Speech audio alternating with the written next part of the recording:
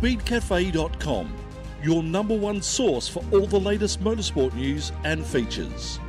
Breaking news, live event updates, unprecedented global motorsport coverage, performance motoring news and reviews, all in the palm of your hand, anywhere, anytime.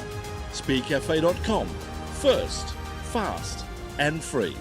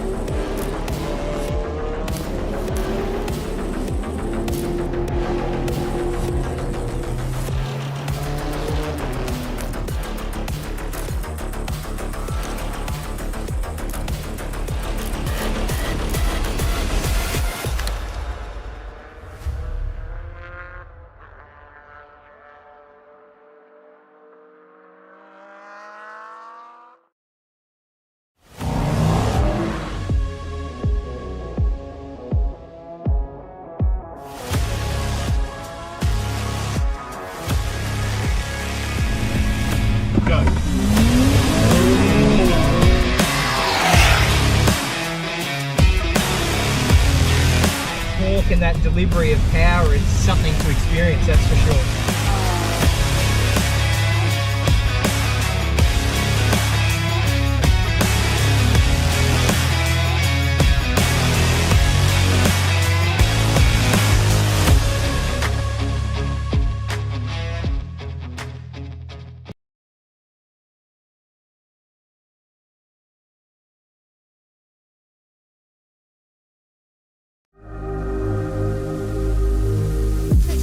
A massive weekend of motorsport is an understatement.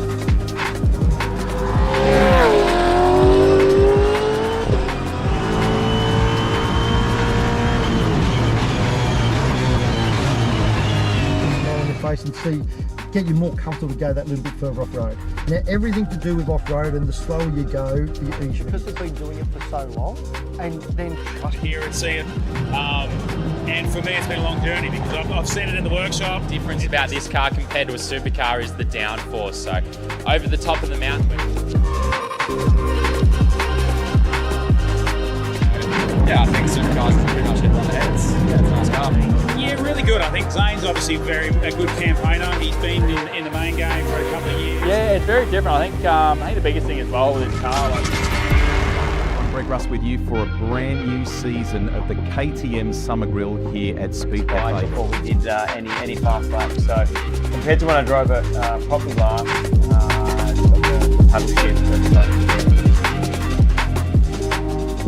Indigenous artwork thrown on a race car. It actually represents us and our partners, so we're really excited. On the side of the road, not taking the checkered flag, the rear wing pumped off. Chris Chia, your race winner.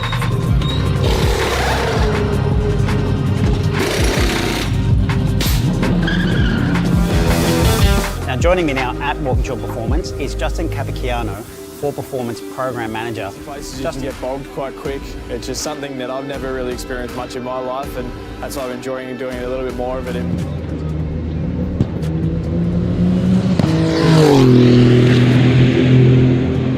Okay, we're talking tech here at Speed Cafe today. We have the Super Cheap Auto Mustang.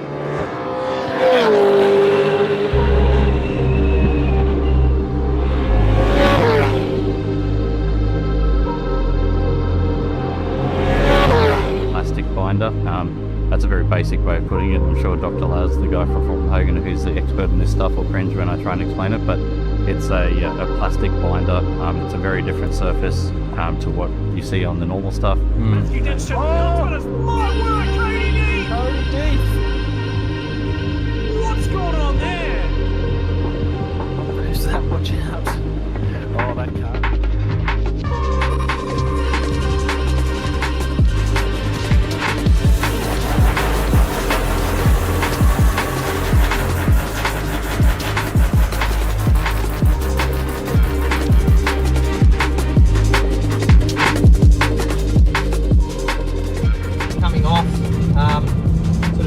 disrupt the car or unbalance it too much. Might lean on it for a lap and see how we go.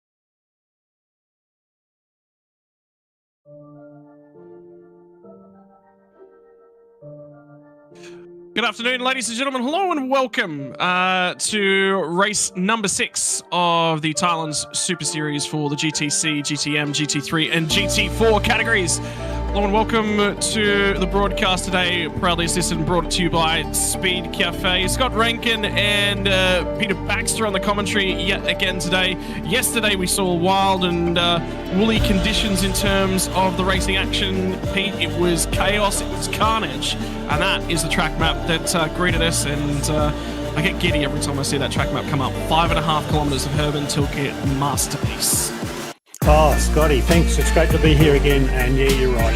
It's a masterpiece of a track known as the first of the modern day Formula One tracks. The design's awesome. The turn 1, 2, complex set of corners that you can make a pass on the outside and then the inside. Turn 4 is another overtaking opportunity. 6, you set yourself up through 7 and 8. You get another really good shot at turn 9. 11 can be a little bit run off and test the drivers in the track limits department, and 14 straight up to 15 for the hairpin onto the start finish straight is another opportunity to draft and make the most of the in and out of turn 15 and get an overtake. It's just such a wonderful track. It is lined as a MotoGP track, so it's got lots of sand safety catches on the outside if somebody loses control, rather than the bitumen we see on the really recent Formula One tracks. But that's just the nature of the design of this track. The cars that we're talking about today, the GTCs and GT4s and the like, and the GT3s, they can tend to get stuck in the sand traps, and that can change anybody's race in a heartbeat. So 5.5 kilometres of exciting wide track width for good defending and good overtaking. Total of 15 corners, mate. I am looking forward to it.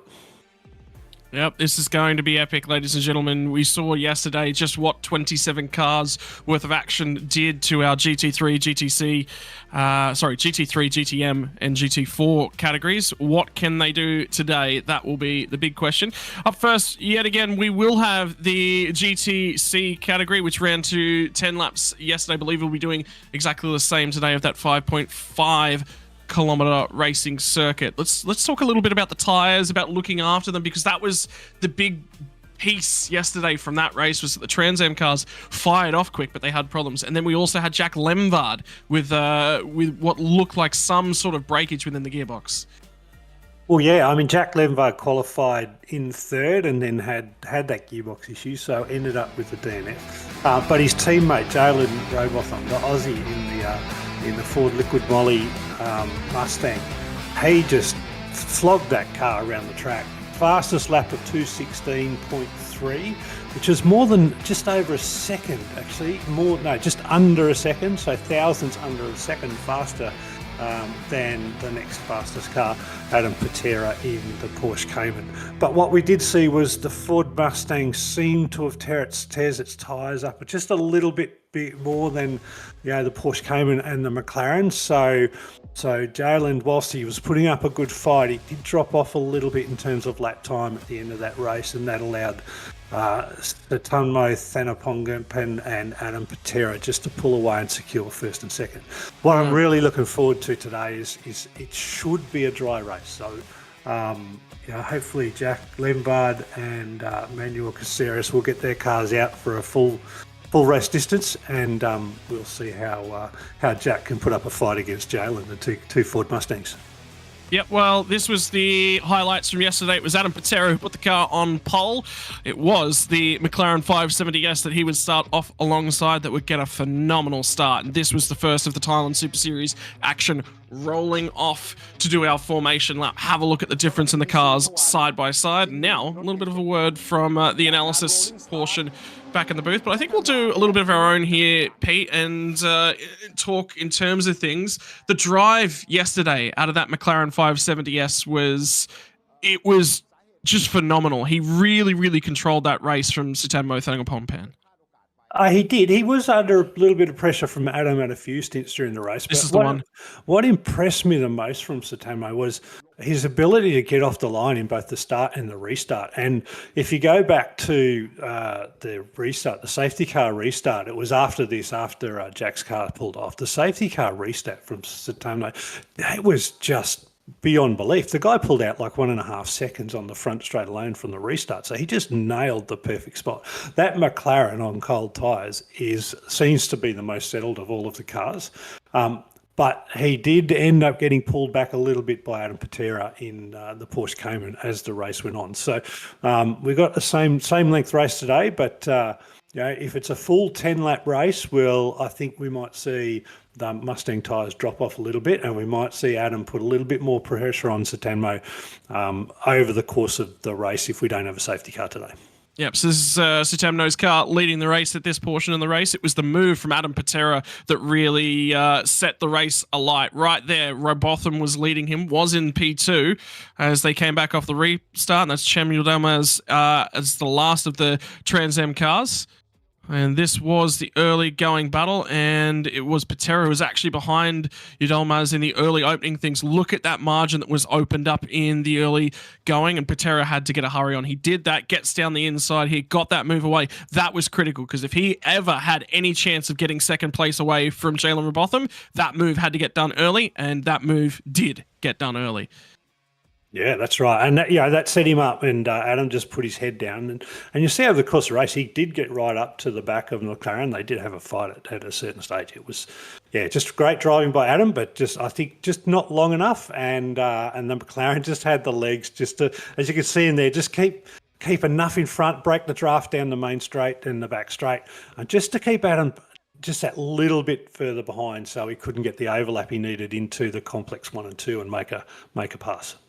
Yep, and he would celebrate in style for Sutanmo Thangapongpan, who would take control of the series after this race. It was tied coming in, not anymore. It's now going to be the 46.570 McLaren GT4 that takes the lead in the championship, and the celebration for the full function Wangpu team was in full display yesterday. They were ecstatic with the win, and what a job their driver did. Look at the celebrations. They were recording it, going out on social media. When you win a race, you got to celebrate in style. You got to celebrate with your friends, and that is the best way to do it. It's always exciting to get on the podium, mate, but I can't say I celebrate a lot of firsts myself. But look, the guys have really enjoyed it, and it's as every driver, they get in, they celebrate with their team, because it's not just the driver, it's the team setting the car up, it's getting it right, it's getting all of the weights right, meeting all the regulations, getting the car ready for the time that the track starts and being put there, and then it goes to the driver to actually get to the finish line first. So massive team effort, they celebrate it together. It's just such a wonderful thing to see. Yeah, and even Adam Patera there sitting, no, my apologies, that is Sutanmo there on screen, but it was Patera and Robotham immediately walked over and celebrated as well. It was, a closely fought class, a really tight race back and forth, and they all enjoyed it. It's even though the GT4 category doesn't necessarily have the biggest numbers here, that racing at the front, you nearly get the feeling that there was an extra 5 to 10 cars out on the grid. That's how tight it was, Pete. There was absolutely nothing up at the front end of town there. Yeah, no, look, the numbers are not as big as we're seeing some other race categories, but the racing is just as exciting, and the ability to be on a track with another car and fight it. I mean, that's what these guys do all of this work for. It's not just winning, it's actually, the act of racing and getting under the skin of another driver and making an overtake or putting pressure on them. That's part of the thrill of getting involved in motorsport. All right, so we'll start to set the grid and start to set ourselves out today. Tyres laid out in the pit lane. I get the feeling with the weather that's swirling around, we might actually be okay. There may not necessarily be the requirement for the wet tyres, but you've always got to be prepared, Pete. You can't just go into this race, take one look up at the sky and go, yeah, it's not going to rain, because when that does come down in Malaysia, it will catch you by surprise. It regularly catches teams by surprise, and it's caught well-practiced Formula One teams by surprise when they come out here. And the circuit graphic, yet again, ladies and gentlemen, get comfortable, get sorted at home, because we're, I believe, within 20 minutes or so of going racing in the GTC category. Yeah, well, as we talked about yesterday, the weather in Malaysia, it's one of those equator-based countries. It's hot, it's humid all the time. It doesn't have a summer and winter like those of us that live on the edges or outside of the tropics of Cancer and Capricorn, and so consequently, when the rain comes, it just comes, and it's like turning a shower on, and you can have straight away, you can go from dry track to wet track, and there's no real in between. And then when it stops, a well-designed track, the water does run off it really quickly, but it stays damp and it gets that classic dry line as it goes along. So the schedule today for the weather, or the forecast today for weather, is thunderstorms at the track around about the 2 o'clock mark. So for context now, this race starts at 5 minutes past 12 local and is expected to finish around about 12:35 local. So we should be out of that thunderstorm window for the GTC race today. Not sure I like that prediction for the GT3 races a little bit later on this afternoon, Scotty. And the critical thing is that'll be the back half, I believe, of the GT3 race later on today. So it'll be the pro drivers starting, for those of you who are following along. Yesterday, the pro drivers finished the race yesterday. It's the other way round. So they will be starting today. So it'll be the rookies. The amateurs. The rookies is the incorrect term. The amateurs that will be out there in the wet conditions, and they'll be dealing with it. And tell you what, the Thailand Super Series from B-Quik has been just awesome to participate in. Join the commentary team for the Bang Sound round, and that was just a festival of speed, a festival of cars. Some of the cars that we actually saw there was a Daytona Coupe kit car that was there, and that just lit our eyes up. Just the possibilities in the world of motorsports. It's all about celebrating the current generation of cars, some of the older generations of cars, and just car racing in general. And Adam Patera's Porsche Cayman GT4 for AAS Motorsport is one of those cars. He's just a phenomenal driver to watch. He got aggressive yesterday. I feel very happy. This is our third round, and I'm glad to be able to join in my home race in Sepang. And yeah, I'm now leading the championship in the GTC class, so I hope I can take the championship home with me.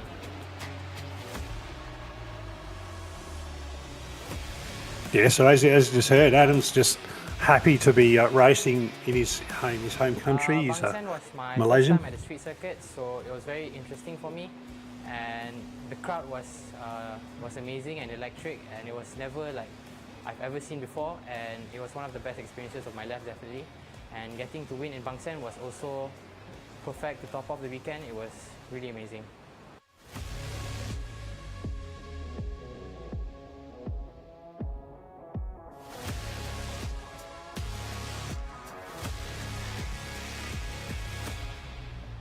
So this is my first time racing in Thailand Super Series in Sepang, and a lot of Thai drivers are coming to Sepang.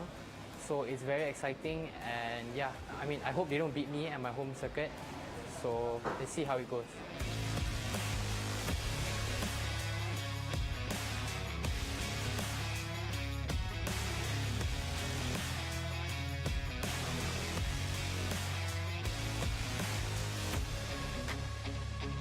สวัสดีครับผมปักนะครับจากทีมฟูฟังก์ชันวังปูครับผมก็สนามที่ผ่านมาสำหรับบางแสนนะครับก็ผลงานดีกว่าที่คาดไว้ครับเพราะว่าในช่วงแรกของการแข่งขันเรายังทำเวลาไม่ได้ดีมากแต่ว่าก็สามารถคว้าคะแนนเก็บมาได้เท่ากับทางพูเทล่าได้อยู่ครับผม ก็เตรียมตัวมาระดับหนึ่งเลยครับเรื่องการเซตติ้งรถด้วยหลายๆเรื่องมานั่งมอนิเตอร์กันเกี่ยวกับว่าจะทำยังไงให้ improve เรื่องรถแข่งได้ครับ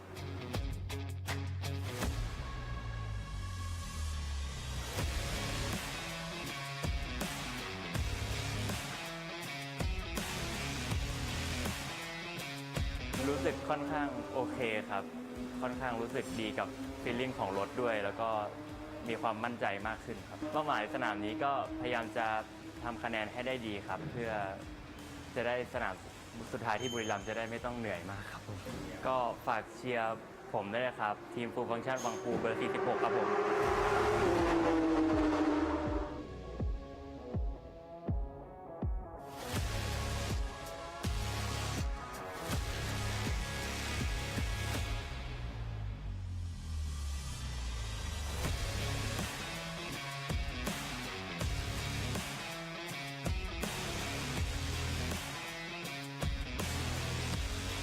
ก็คะแนนเก็บผมไปบางแสนตอนแรกเท่ากับอาดัมกุเตล่า30 แต้มสนามที่แล้วพวกเราขันน็อตตะกั่วผิดนิดนึงก็โดนปรับโดน DQ ไปเลยมันก็ถูกต้องครับมันก็ทุกอย่างมันต้องเป๊ะ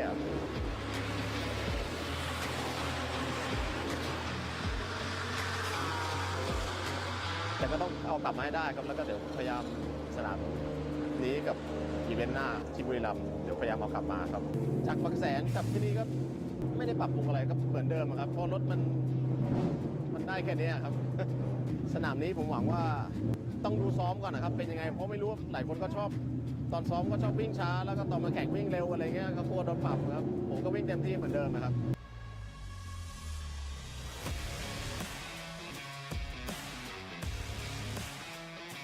ได้เท่าไหร่ก็ได้แค่นั้นโอเคครับพี่ก็ฝากเชียร์ทีมCRE Nanotech Liquid Moly Racing เบอร์44เจลินทุกคนนะครับครับผม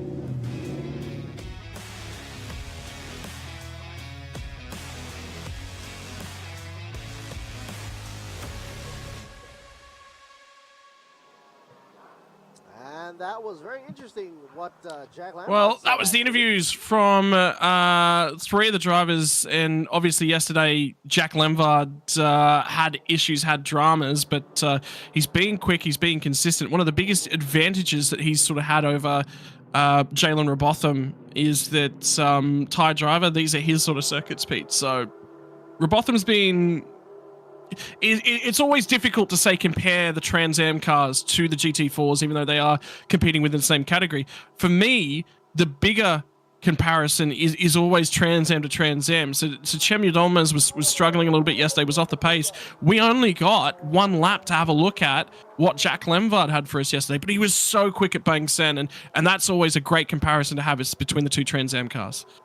Yeah, look, and if you go back to the qualifying, and I know Jalen Robotham had his qualifying lap taken off him, but I suspect that was a track limits issue. But if you have a look at the qualifying time he did put down before that lap was taken off him, it's within a tenth of Jack Lemvard's race time. So I actually expect to see with both of those Ford Mustangs racing a really tight race between the two of them. The thing that was most obvious to me in terms of watching the Ford Mustang, so the Trans Am category against the GT4 category, was the corner speed of the GT4s and the braking. So the Porsche Cayman in particular, Adam Cayman in the Porsche Cayman just was excellent under brakes. He seemed to be able to brake just that little bit later than the Ford Mustang, and that's not necessarily because of weight. Because if you have a look at the specs, the Porsche Cayman is actually slightly heavier than the Ford Mustang, but the Ford Mustang, its power out of corners was just phenomenal. The big thumping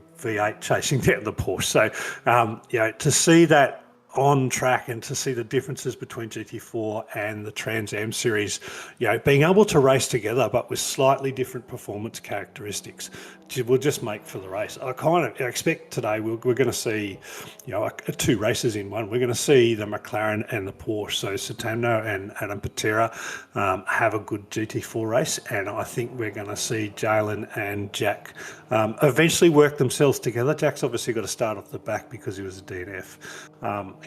They work themselves together and actually have a really good race together, because essentially their lap times from practice and qualifying were within a tenth of each other. So teammates running pretty much the same spec, I'm saying, and the car's working for both of them. One of the big things I did actually notice was that the Trans Am car, where it was good, was actually the high speed section, sort of 5, 6, 7, 8. It actually managed to keep up quite well there. The Porsche seemed to struggle, but it was, you mentioned the braking capacity of the Ford was, the Porsche was its biggest attribute, I think, in the head-to-head, because that's exactly how he got the move done, was under braking, just sort of dived in at the last possible moment. Really sort of, I think for Robotham, he's still not 100% confident in terms of the difference between the two categories in terms of cars, because he wasn't expecting that dive from Patera at turn 4 to get the job done yesterday. And that's something to be aware of as well. You know, when you're competing within the one classification of the cars, so GT4 versus GT4, they're relatively similar in where the braking zones start, but obviously for Robotham, he's got to brake a lot earlier, and he didn't feel as if he needed to cover off that inside, which opened the door for the Yeaman. So, you know, that's worthwhile keeping in the back of your mind. We've got a little bit of interest as well coming through from the YouTube side of things. There's a few drivers really, a few of our fans at home that are really interested in seeing that Toyota Supra Mark IV. It is absolutely a beautiful car. There is nothing of all the cars that are out there. Look, the McLaren's pretty, but that Supra really catches the eye. Oh, look, if you're a Supra fan, it is a good car to watch. Unfortunately, the lap times are not competitive with the other cars in the race, but that's not going to stop Manasseh Caceres from giving it his best and seeing what he can do. I'm sure he's going to be looking for faster lap times and consistency as he drives that Supra round at this field. But yeah, if you're a Toyota Supra fan, then yeah, get on it. You've got one on the track there.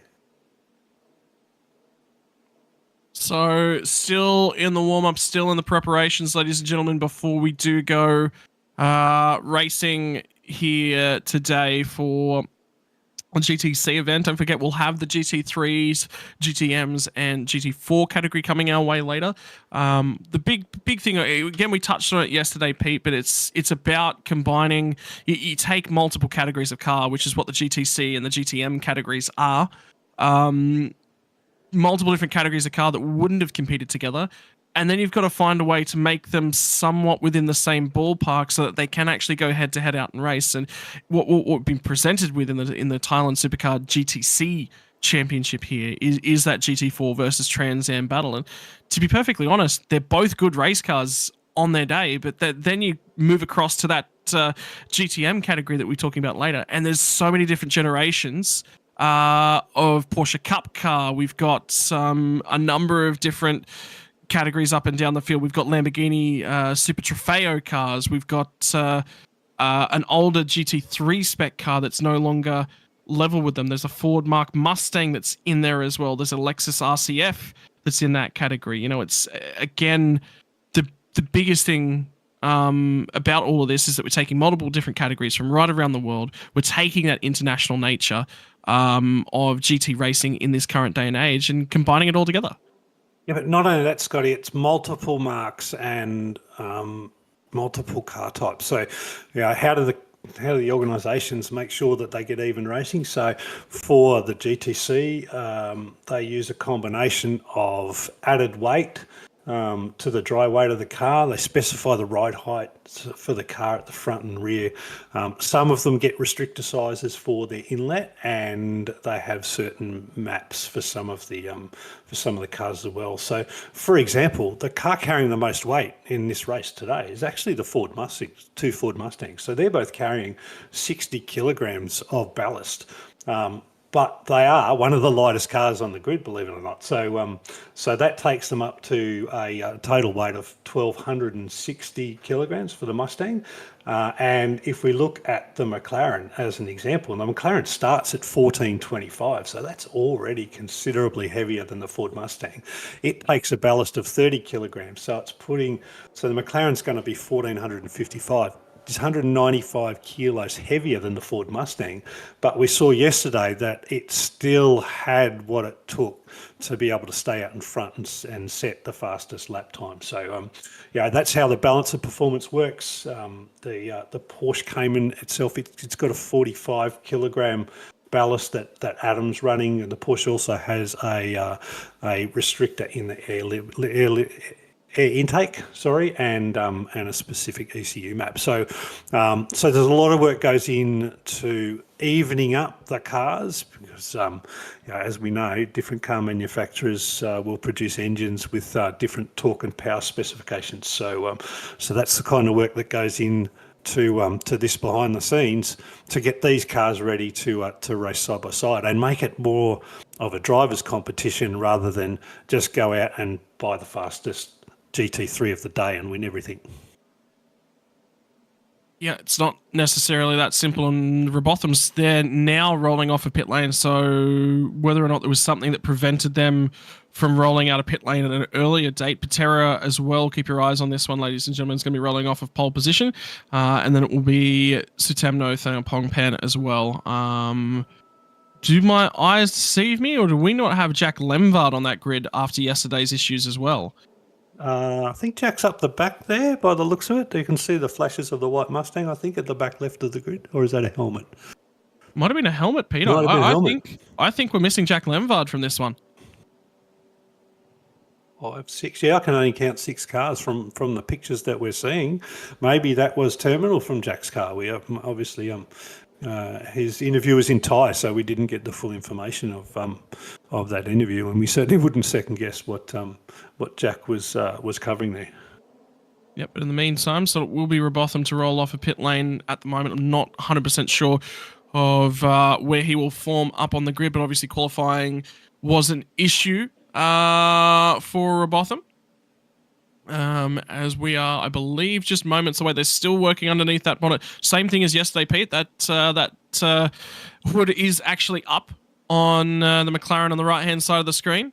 Yeah, you got to remember, mate, it's a mid-engine car, so they're not really working on anything in the engine. Maybe if it's got some cooling things, they just raise that up to get a little bit of extra air in to keep it cool after its warm-up lap. Given that we're in such humidity, so it might be something as simple as that. It's not the end of the car to worry about when you got the front of the McLaren open. Yep. So we'll keep our eyes on things as they progress. Robotham has been confirmed to be starting from the pit lane, so that will be where he sits whilst the rest of the track, rest of the cars do a formation lap. And Jalen's going to be looking for a safety car pretty early on in the race, I think, because that'll put him a good sort of 5-10 seconds behind starting from pit lane. It's a bit of a disadvantage. It's a shame he must have missed that 15-minute window to get out onto the grid, and once you miss that window, you don't get to come out. You've got to wait till the race starts, and then you get to start from pit lane and standing start from there. Yep. So 1 minute warning. And we will be live to racing for the second day of racing action from the Thailand Super Series presented by B-Quik. Race number 5 and 6 here this weekend, effectively round number 3. And don't forget, there will be still more racing action coming your way from the Thailand Super Series later on in the year. This is not it. This will not be championship deciding, but this will go a long way there. One of the other things you mentioned with that bonnet up of the McLaren, Pete, they did have a laptop running around that car, but they did the same thing yesterday. So I think that's just part and parcel of their pre-race procedures, is that they just do a quick check, quick plug into the car, double check there's no gremlins, and then unplug, make sure that everything's running as it needs to be, and they'll roll off for the formation lap.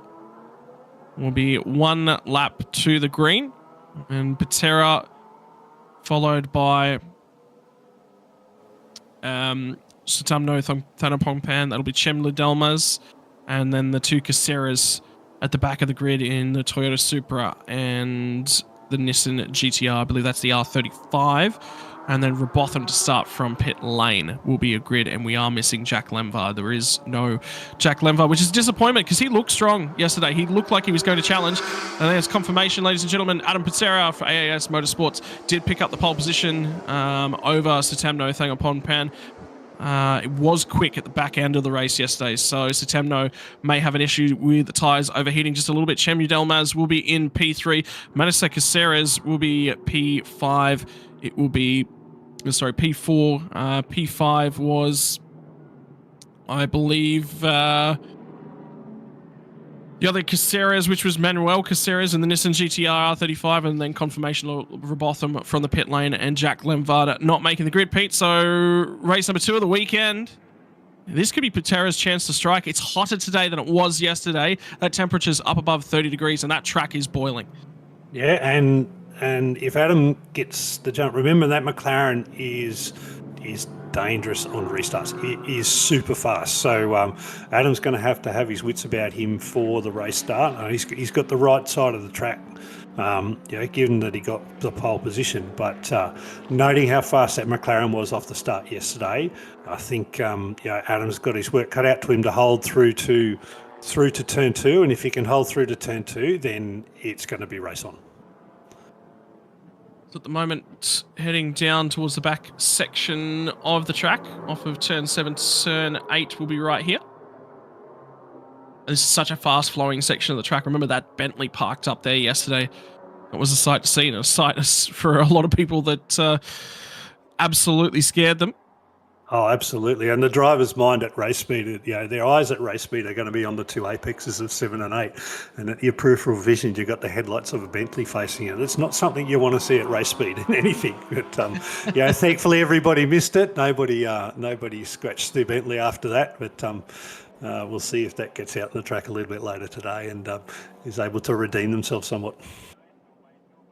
I know, as we saw yesterday, safety car has a lot of problems trying to pull away from high-powered GT machines. Hopefully they'll get on the loud pedal a little bit earlier today, and we can get clear.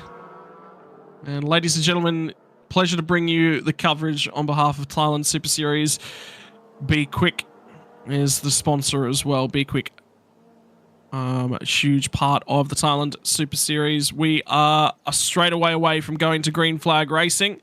We're all set up. Those with 3 cars in shot were your podium from yesterday. It was a different order than that. See who's got the ability to get aggressive on this opening lap here today. Sorry, it wasn't those 3 cars. It's Chemu Delmaz replacing Jalen Robotham out there, and Robotham is sitting there. That would not be easy to start from the pit lane. He'd be sitting there. He would be hot as anything. He'd be keen to get some air flowing through that car. But as they are now... Mate, unlike most other race starts, he's actually got a chance to jump in behind them and actually get with the race start from the rear of the grid. So not as much of a lap warm-up, but he's right there. That is different to a pit lane restart when you've got the start-finish line at the same as the pits. So I think, that's a little bit of a bonus there for him. He's not going to lose out as much as I thought he might. Well, they are about to go green flag racing. It's going to be under the control of Adam Patera. The red lights are on. You'll see them come off, and we are back to racing for the Thailand Super Series race number 5. 3 wide before we get to the start-finish line, and here comes that Trans Am Mustang down through the middle. Robotham's desperate to try and get some temperatures in those tyres, but Yadalma's got a long way down the inside. Patera's gone from the lead back to 3rd place. A pinch rear breakdown at turn number 1 for Yadalma's, and Robotham's already there. He's already cut through the Skyline. He's already cut through the Supra, and now can he get this move done on Patera as he did yesterday? But that magic McLaren, mate, on the start, the power of that McLaren just pulled away at the back end of that straight, and the braking advantage between the McLaren and the Mustang has allowed Satemno to get out in front. Adam Patera's got his work cut out for him now. He's lost out a little bit with Yildirim's having that little bit of a brake lock up through turn 1. He's lost a little bit more time than I thought he might have. There's going to be an interesting race now to see if Adam Patera can fight back, or whether Satemno Thangapongpan can just keep that McLaren out the front and take another win tonight. But let's see. We've got 10 laps to go. Yeah, that's it. Now it's going to be on for these guys. Watch the entry down here to 7 and then into 8 as they then come out the other side and onto the back straight. Curbs On the right-hand side of the screen, Adam Patera got a warning for crossing that line yesterday, exceeding track limits. Still has not managed to get down here and get by Cem Yilmaz. So Yilmaz has got a little bit more pace than he had yesterday. And he's going to continue to keep his car certainly in here and in the contention. Did fall off quite a lot yesterday was the difference that we were seeing in this one. But today he's right there.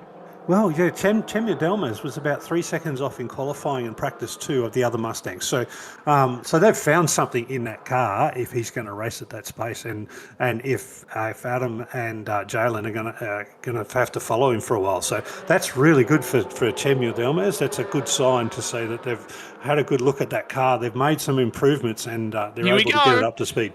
This was the battle from yesterday that we were looking to see. Robotham with some temperature in the tyres, and it's been the struggle on that opening lap of the Porsche. But look at how deep it can go into the final corner. Patera's going to squeeze Robotham narrow. Robotham's going to try and straighten it up, and look at the licorice straps out of the last corner. Robotham trying to get that power back down. It's the difference as well between the driver assisted cars here, Pete, and the ones without assistance. These Trans Am cars, there is no ABS, there is no traction control, and look how deep Patera goes down and around the outside of the turn number 1. Not quite clear. It's going to be Robotham that sticks it around the inside, but that becomes the outside at turn number 2, and Patera takes that one back. No, and that's a classic example of what we're talking about before the race. That Trans Am just come out of that initial corner, a little bit of licorice skids and straight up the start-finish straight. Adam had to tuck him behind. He's going to block, and it's still to the inside from Robotham, but again outbroke by the Porsche down into turn number 4. He squeezed him all the way to the right-hand side of the track, and Robotham went out there. He had to show the nose. He's got to get this one done, because if he has got any opportunity of hanging onto this spot, he's got to get it done early, and he's got to get a margin. Yeah, he's got to get it on. He's got to use this first half of the track after turn 4 there, where there's not really overtaking, to pull away. But I don't think Jalen's going to let him. Jalen's going to just keep the pressure on, and that's going to hurt Adam over time. He's going to be doing a lot more in that car than he really wants to do, because essentially he's going to be thinking that he's racing the McLaren, not the 2 Mustangs. Yeah, and now he's managed to get that job done. I said yesterday how strong that Trans Am car was down through turn 7. It was actually through turn 6, it looks like Patera was struggling. So he gets the job done. That's not an easy move to get done down at turn 7 and 8, but Robotham's got that one done. Next eye for him will be on Cem Yilmaz. There'll be no straight line advantage in this battle. It'll be even Stevens between these 2 cars. So this will be a really good opportunity to see how well Robotham can punch out. And he's got to press on with this one, Pete. There will be no hanging around with this. Oh, absolutely. Also, yep, Yilmaz, another little lock up there from Yilmaz. So I think Jalen's going to look at that, and he's going to have a sniffer to go, oh, he's locking up. He's going to wear his tyres out. It's going to be patient. I'm going to catch him and put the pressure on. So again, he's going to tuck right up in the back of him and put the pressure on. Oh, he's already having a look. One straight. Yep. Yilmaz is already blocking that one, but locks the brake. It goes straight on into the gravel trap down at turn number 15, runs it wide, and Robotham will say, thank you very much. I needed that to get on with my race, and Patera has gone through as well. He'll be lucky to get out the other side. Cem Yilmaz was hanging on to second place, which is the best that he's run thus far this season.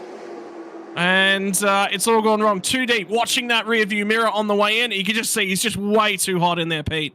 Way too hot, offline, on a little bit of track that might be just a little bit dirtier than the pure racing line. Thankfully for the race, he was able to get the boot into it in the gravel trap and get out of the gravel trap, so he's back on track and we won't see a safety car. So that's awesome for the race. Good driving by Cem to recover from that. Unfortunately, it was a driver mistake that put him into it.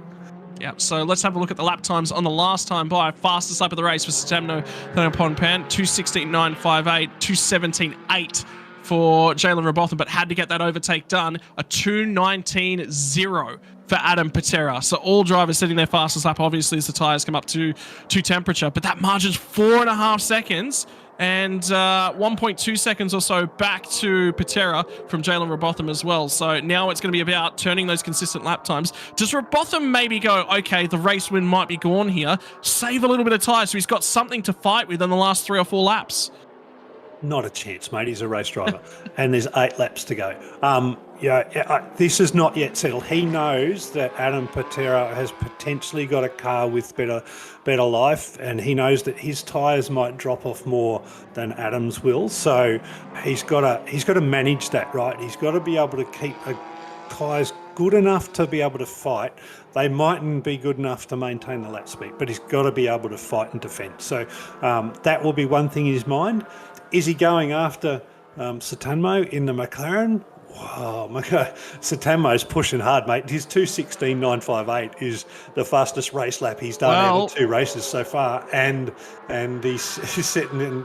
We've got Jalen setting purple lap times, so he's not slowing down. They are race drivers after all, aren't they? That's what I was about to say. Best personal sector for Jalen Robotham in Sector 1. Sector 2 was the best sector thus far. Sorry, that was the last lap times that we're looking at. I think we're only getting updates at the end of the lap as they come back across, but it is going to be Robotham, goes to a 2:16.593, 0.7 of a second taken out of the driver ahead of him, and now it's a 2:17.5 for Adam Patera. So he's stabilised those tyres, he's put himself into a better position and nearly matching our race leaders' time. So again, Robotham is going to have to get aggressive in terms of those tyres to hunt these guys down, but I just don't see him having enough there to fight for a race win when he gets there.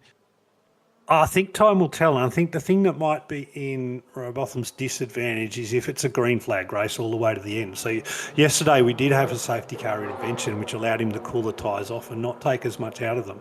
So if we see that same drop-off in the Ford Mustang today, I think that's where Adam might get a little bit of that time back. But it's a decent gap still. It's a 2.5 second gap he's got to catch yet to even be able to fight against Robotham. So there we go. Hey, look at that. There's Manasseh and Caceres in that gorgeous Toyota Supra, Scotty. Yeah, he's enjoying life, having fun. May not necessarily be the fastest car. There are 4 timing sectors here today, ladies and gentlemen. Halfway through turn number 3 is going to be the end of Sector 1. I can tell you that the Trans Am Mustangs are struggling in that first sector with all the slower corners. At the end of turn 6, before they get to turn number 7, that's the end of Sector 2. That is where Robotham has been the quickest car on track. And then the third sector will end as they come out of turn 12, but just before they come onto the the pit straight. And then that last run to the flag is the 4th sector as well. So Robotham has been supremely quick in Sector 2 and Sector number 3. You know what? He's going to go ahead and he's going to do it yet again. He's just set the fastest 3rd sector of the race thus far as well. Another purple sector for Robotham. He is coming. Satanmo Thangapongpan. Those McLaren rear tail lights, they're getting a little bit bigger, and I think he's starting to worry a little.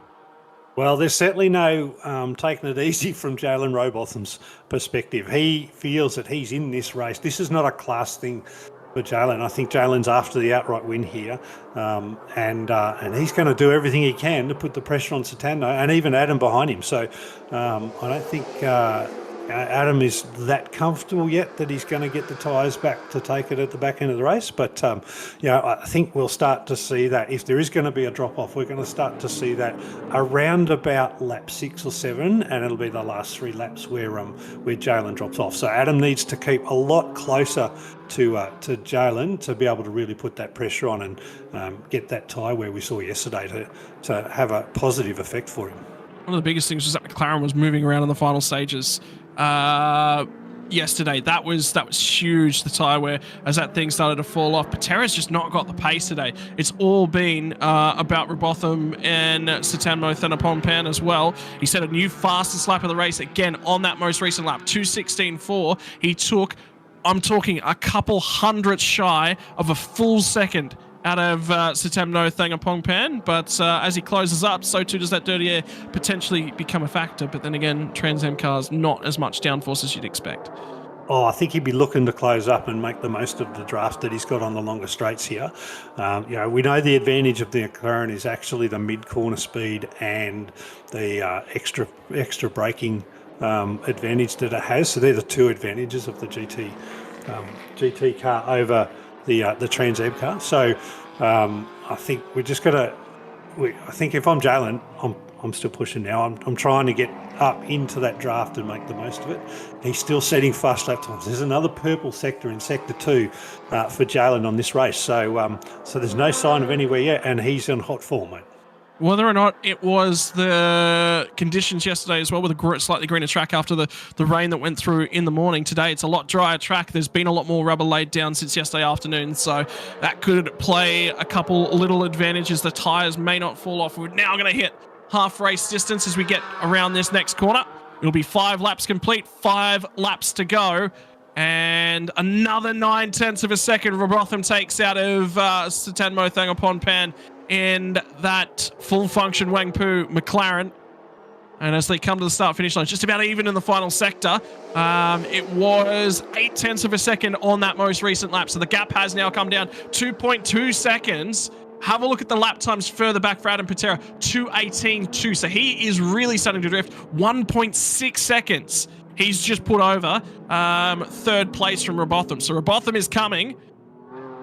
It's just a matter of when. Yeah, that's a slow lap from Adam Patera. So I wonder if he's made a mistake or missed an apex or gone a little bit off track there. So that's a 2:18 is actually a slower lap than we anticipate. So we're seeing the Super now getting lapped for the first time. Manasseh Caceres is doing a wonderful job there as a lap car. He's just getting out of the way of this race. He's not impacting it whatsoever. Really good on him for fair driving there as he's lapping the field and in the Supra.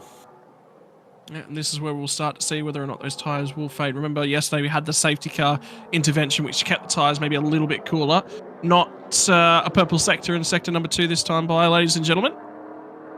But it is still 0.5 of a second, half a second out of our race leader. So that margin would now be down to probably less than 2 seconds at this stage as they turn into turn number 9. Have a look at the different lines as well, Pete. The Trans Am car, as it pulls up at turn number 9, takes a very narrow entry into turn number 10, whereas that McLaren's just got so much more grip, can get back to the left-hand side of the road a little bit more and open up the turn 10, turn 11 complex. Well, and that's the advantage, the cornering advantage that the GT4 car has over the Trans Am style. So, the Trans Am style is a little bit more, point break and then turn, whereas with the GT4, with the little bit of extra aerodynamics, lower centre of gravity, it's able to just brake a little bit later and hold that mid-corner speed and maintains lap time. But you can see now that the gap is closing. We can see it on the screen without even the timing. It's down now to just over 2 seconds. And Jalen's, I think, is about to start to put pressure on Satamno and make us look like fools for calling him out for tyre wear yesterday. Well, just watching Adam Patera, he was struggling to get the car to pull up there at the final corner at turn 15, and it looked like the car didn't want to settle on the turn in. Another half a second now for Jalen Robotham that he's taken out of our race leader. It's coming down. If in that catching speed, he'll be just about in striking distance in 3 laps time. You know what? He's got enough time. He'll get there on the last lap of the race, Pete. Yeah, and as we know, with this track being such a wide track and multiple overtaking opportunities, it's not the sort of thing where somebody can just block you and hold for half a lap, particularly if they get aggressive and defensive. So, if Jalen does get up the back here, Satamno is going to have to really think about how he makes the most of staying in front with cars that are relatively even in speed but have different performance characteristics. Well, the critical thing for me, Pete, is that Robotham's been making moves, has been overtaking all weekend long. This will be the first time that Satamno has actually come under any pressure. So, that experience level in the current format of racing, the current cars, will definitely lend itself in Robotham's favour. The last time by was a 2:17, 2:98. So Robotham drops out of the 2:16s for the first time this race. And we're getting an update from race control that car 95 has stopped on circuit and will not continue. They're actually in a safe location to be recovered without the requirements of a full course yellow, so we will stay green. It's off the track at turn 3. Yeah, so that's the Nissan GTR. We haven't seen a lot of the Nissan GTR, but let's just stay off the track in a nice safe spot, and we'll be able to, fingers crossed, go all the way to the 10 laps in a green flag fashion. Now that's awesome for a support category race. It's unfortunate, though, as well for the CC Motorsports Chaos Racing crew with Manasseh Caceres not really on the pace, unfortunately, this weekend. I think he's actually pulled up alongside or somewhere over in that area of the track as well, because he's now dropped off our timing sheets as we'll come down. We will have 3 laps to go. 15 kilometres is going to be the race distance this time by. And look at Satamno wiggling the rear end of that McLaren around as he tried to get back on the power. And that banking at the final turn, Pete, can't be understated. Such a tricky corner, not just because of the radius of it, but because it's a rise and it's a fall as you get back on the power. Yeah, it looked like he just took that a little bit too tight and got the inside tyres up on the curbing, and that unsettled the car. Give it a little bit of a wiggle, and that's going to actually cost him time down the main straight because he won't come off that apex as fast as he normally would. We've got the gap now down to 1.3 seconds, so Rowbotham's really going to have him under pressure. He's going to start to get into his head in the next lap or so. Yeah, keep an eye out in the background of this shot to see where those cars have gone off. I'd say it's probably over there on the right-hand side of the screen. They did get the cars well and truly out of the way. And we will stay green. So another half second taken out yet again from Jalen Rowbotham. It's just, will he have enough time when he gets there? Where will he catch the McLaren 570S? And remember, those tyres are starting to fall away. 2:17.725 the last time by. So he's dropped another half second in terms of his own lap times. But Satamno's out into the 2:18s now, Pete. So tyre wear becoming a huge factor for both of these cars. Patera's an 18.8, so he's still a long, long way off of the pace at this point in time. It is only a two-car race. I wouldn't call Satamno's tyre wear at this stage. I think touching the inside of that turn 15 apex and having that wiggle is enough to make that sort of 0.3 of a 0.4 of a second to get him out in that 18 for that lap. So I think our best indication will be this lap if it's a good clean lap for Satamno. And I think what we can see though, if Jalen's tyres are now coming back into the high 17s, that's consistent with what we saw yesterday with the Mustang. So it was the mid to low 16s in the first 3 laps of the race. It sort of wore out into the high 17s and low 18s in the back end of the race. So that's consistent. But having said all that, I can see now that gap is getting smaller and smaller. Yeah, you'll be seeing him. We start feeling the effects of the draft, and we saw this yesterday from Satanmo Thangapongpan. Was immediately looking to break the toe down both of the straights. It'll be on for young and old if these two get to each other. He's deep. He's very, very deep, trying to rotate that car down at the last corner. And I reckon Rowbotham's taken another little chunk out of him as well. So that looked like another mistake there from the McLaren 46 entry. The full function Wangpu car leads the way, but the margin, it did close, but it was only just on that last lap. Only a 1/10 of a second from Jalen Rowbotham. And he's going to now need to take 6/10 of a second over the final 2 laps out of him and get a move done. Yeah, and that's the tricky bit. As we all know, it's one thing to catch and it's another thing to pass, in the words of the famous Murray Walker. But those tyres. So Rowbotham's still consistent with what we thought, but Satamno's making some mistakes. We didn't see this from him yesterday. I wonder if just that little bit of extra grit, he's just trying just that little bit hard to stay in front because. You know that if you do overdrive the car just a little bit, you're going to make those little mistakes like missing apexes. And on that turn 15, he just missed that first apex of that corner. It turned it into a double apex corner and saved a little bit so he was able to come out fast. But maybe the pressure's on him. But 0.6 over 2 laps that's a big ask. The difference was only 0.1 in the last lap. So.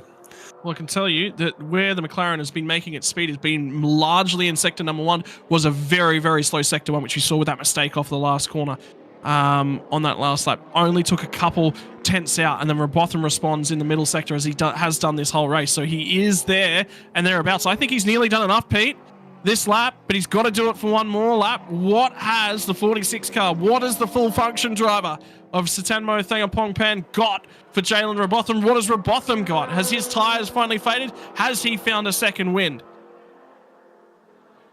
Well, let's see. I think the biggest thing it'll tell us will be the turn 14 to 15 straight, what we're just about to come on now. He's right up. Now he should be able to use the draft. The McLaren does come off just a little bit stronger off the apexes. We'll see if Jalen here can use the draft. Satano's breaking that draft like an absolute demon that he is. But this is critical. This turn 15 is critical. He's messed it up two laps in a row.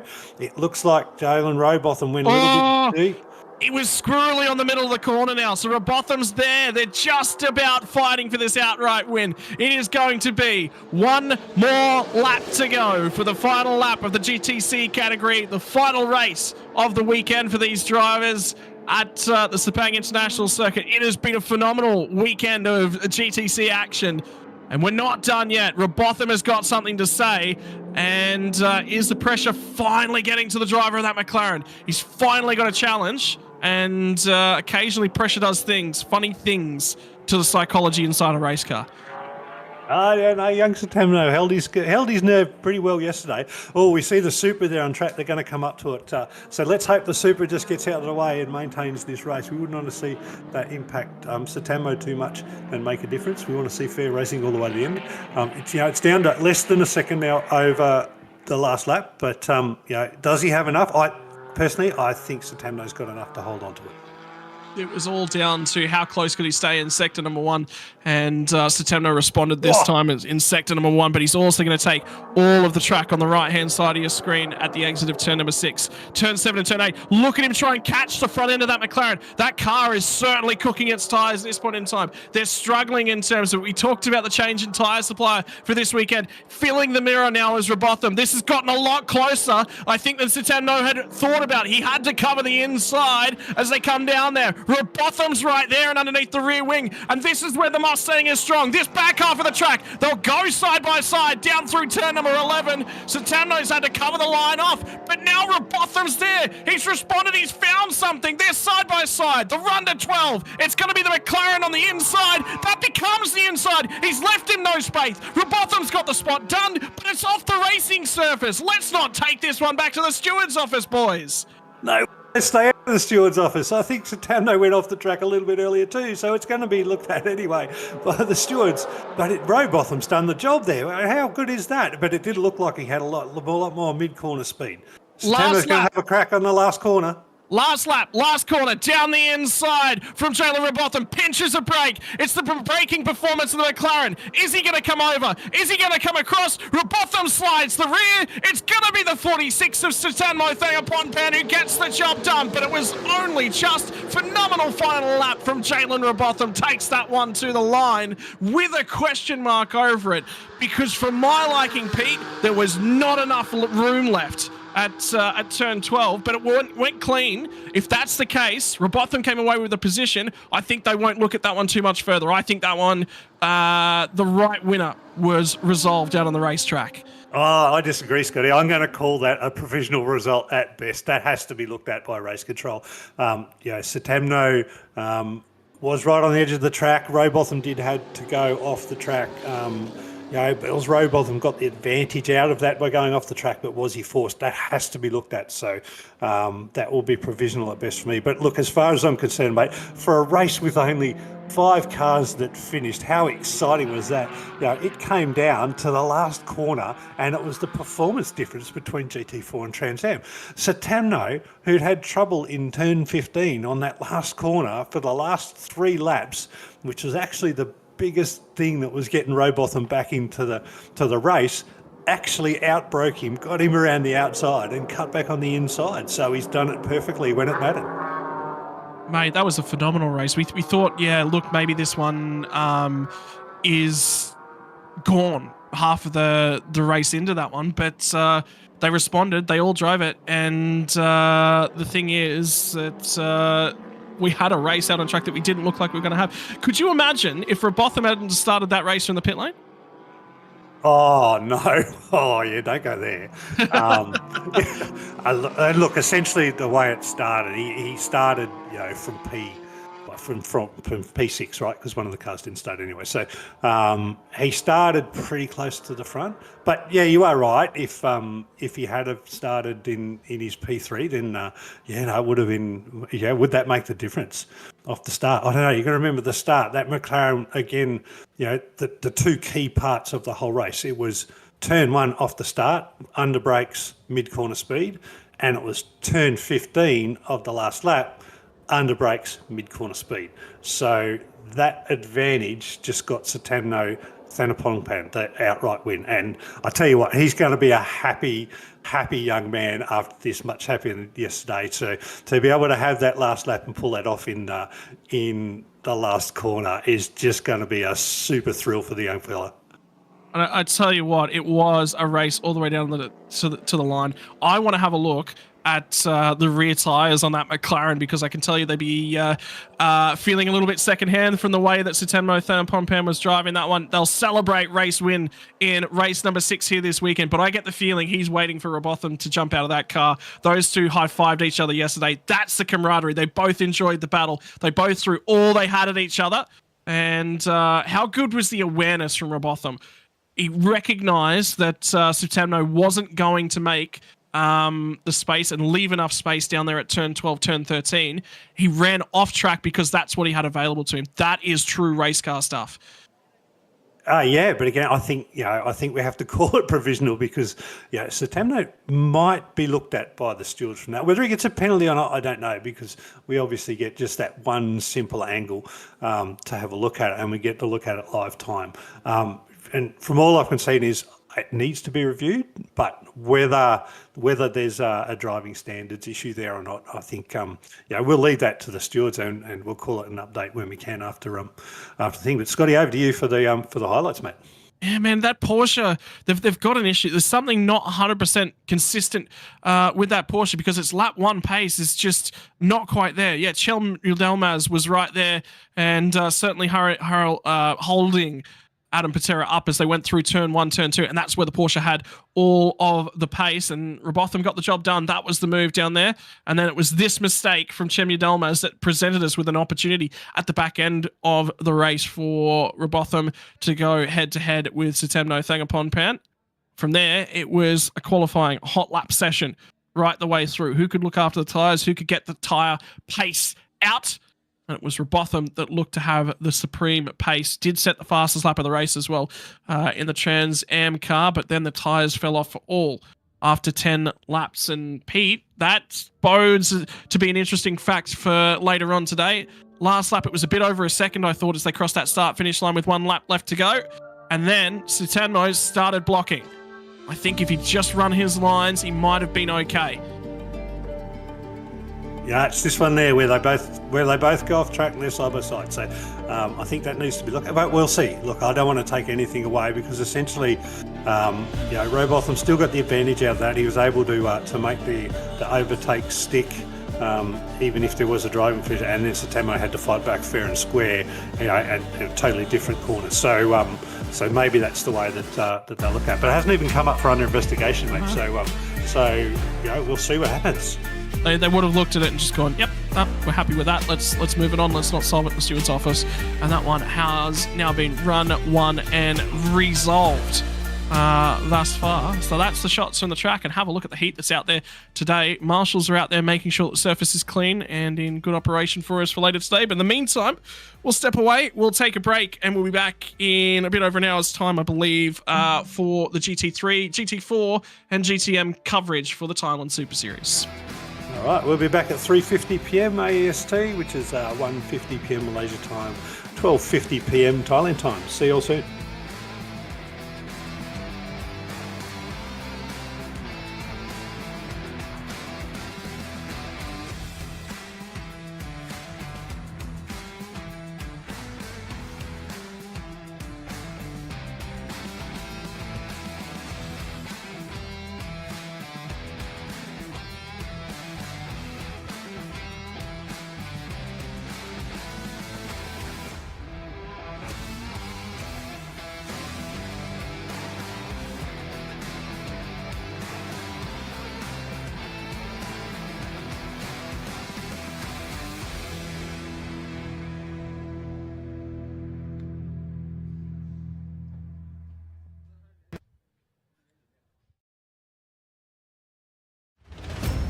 Speedcafe.com, your #1 source for all the latest motorsport news and features.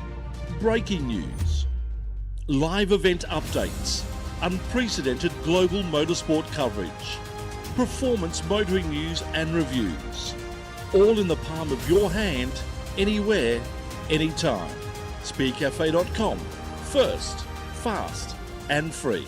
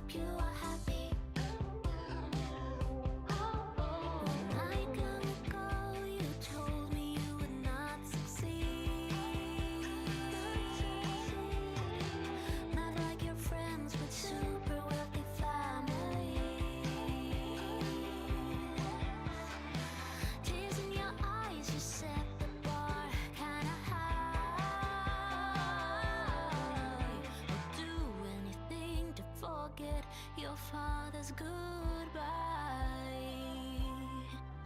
Guess I didn't fit in that frame of your life, but I hope that you find all that love in your kids and your wife.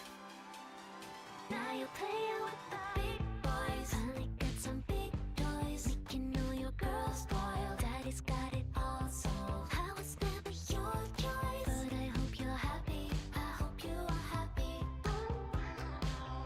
Now you're playing with the big boys, finally got some big toys, making all your girls spoiled. Daddy's got it all solved. I was never your choice, but I hope you're happy. I hope you are happy.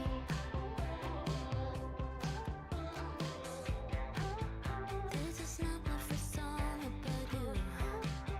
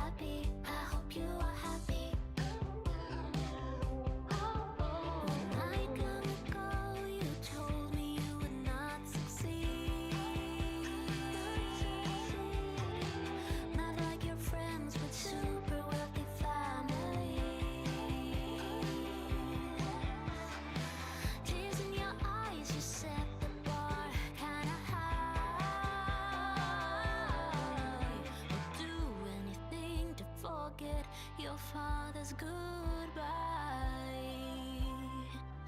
Guess I didn't fit in that frame of your life, but I hope that you find all that love in your kids and your wife.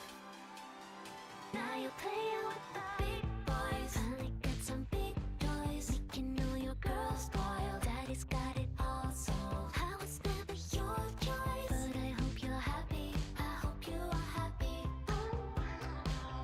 Now you're playing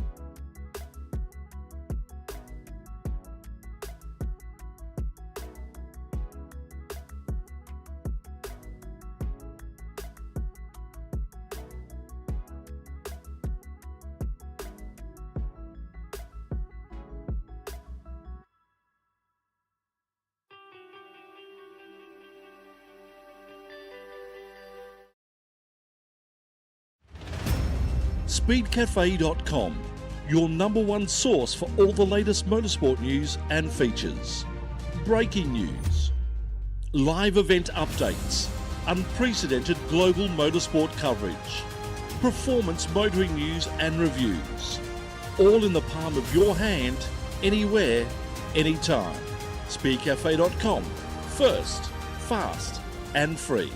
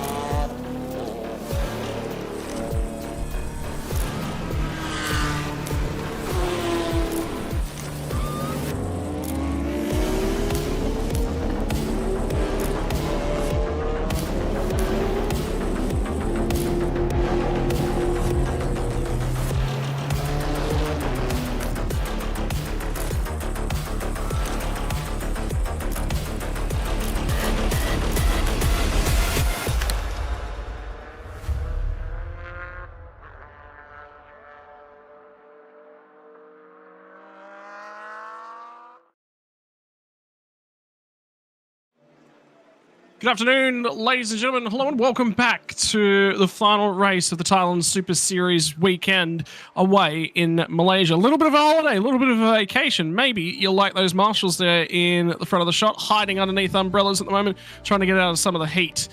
Such are the conditions over in Sepang today. Scott Rankin and Peter Baxter to bring you the final race of the weekend. It's time for GT3, GTM and GT4 coverage. But what we were just witnessing in the meantime in that race, Pete, was we were witnessing, I believe it was a Chinese driver, struggling with the heat and then had a power steering rack go. I mean, fatigue this afternoon is going to be a big, big part of this event. It will be. It's the back end of a long weekend of racing. It's been some technical racing because of wet track qualifying, a dry race. And then potentially Malaysia might throw at us a little bit of rain. It's actually scheduled for this hour of the race, but I note on the radar it's just a little bit away from the track at the moment, so we might get away with it and have a nice clean race. But yeah, who wants to drive a race car without power steering nowadays? Oh, particularly in these weather conditions.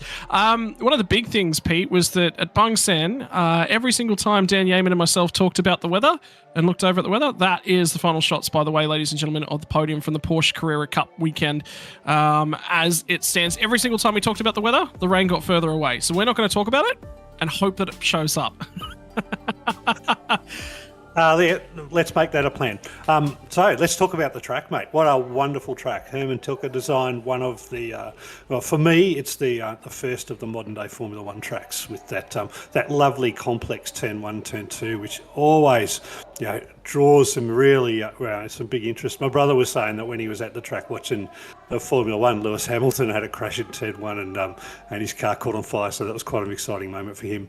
We go around the track to turns 4, further around to 9 and 14, all genuine overtaking spots. So nice big wide track for these GT3 cars to have a whole lot of competition. There's some good long sweeping corners to make the most of the aero and the car setup for those that have it right.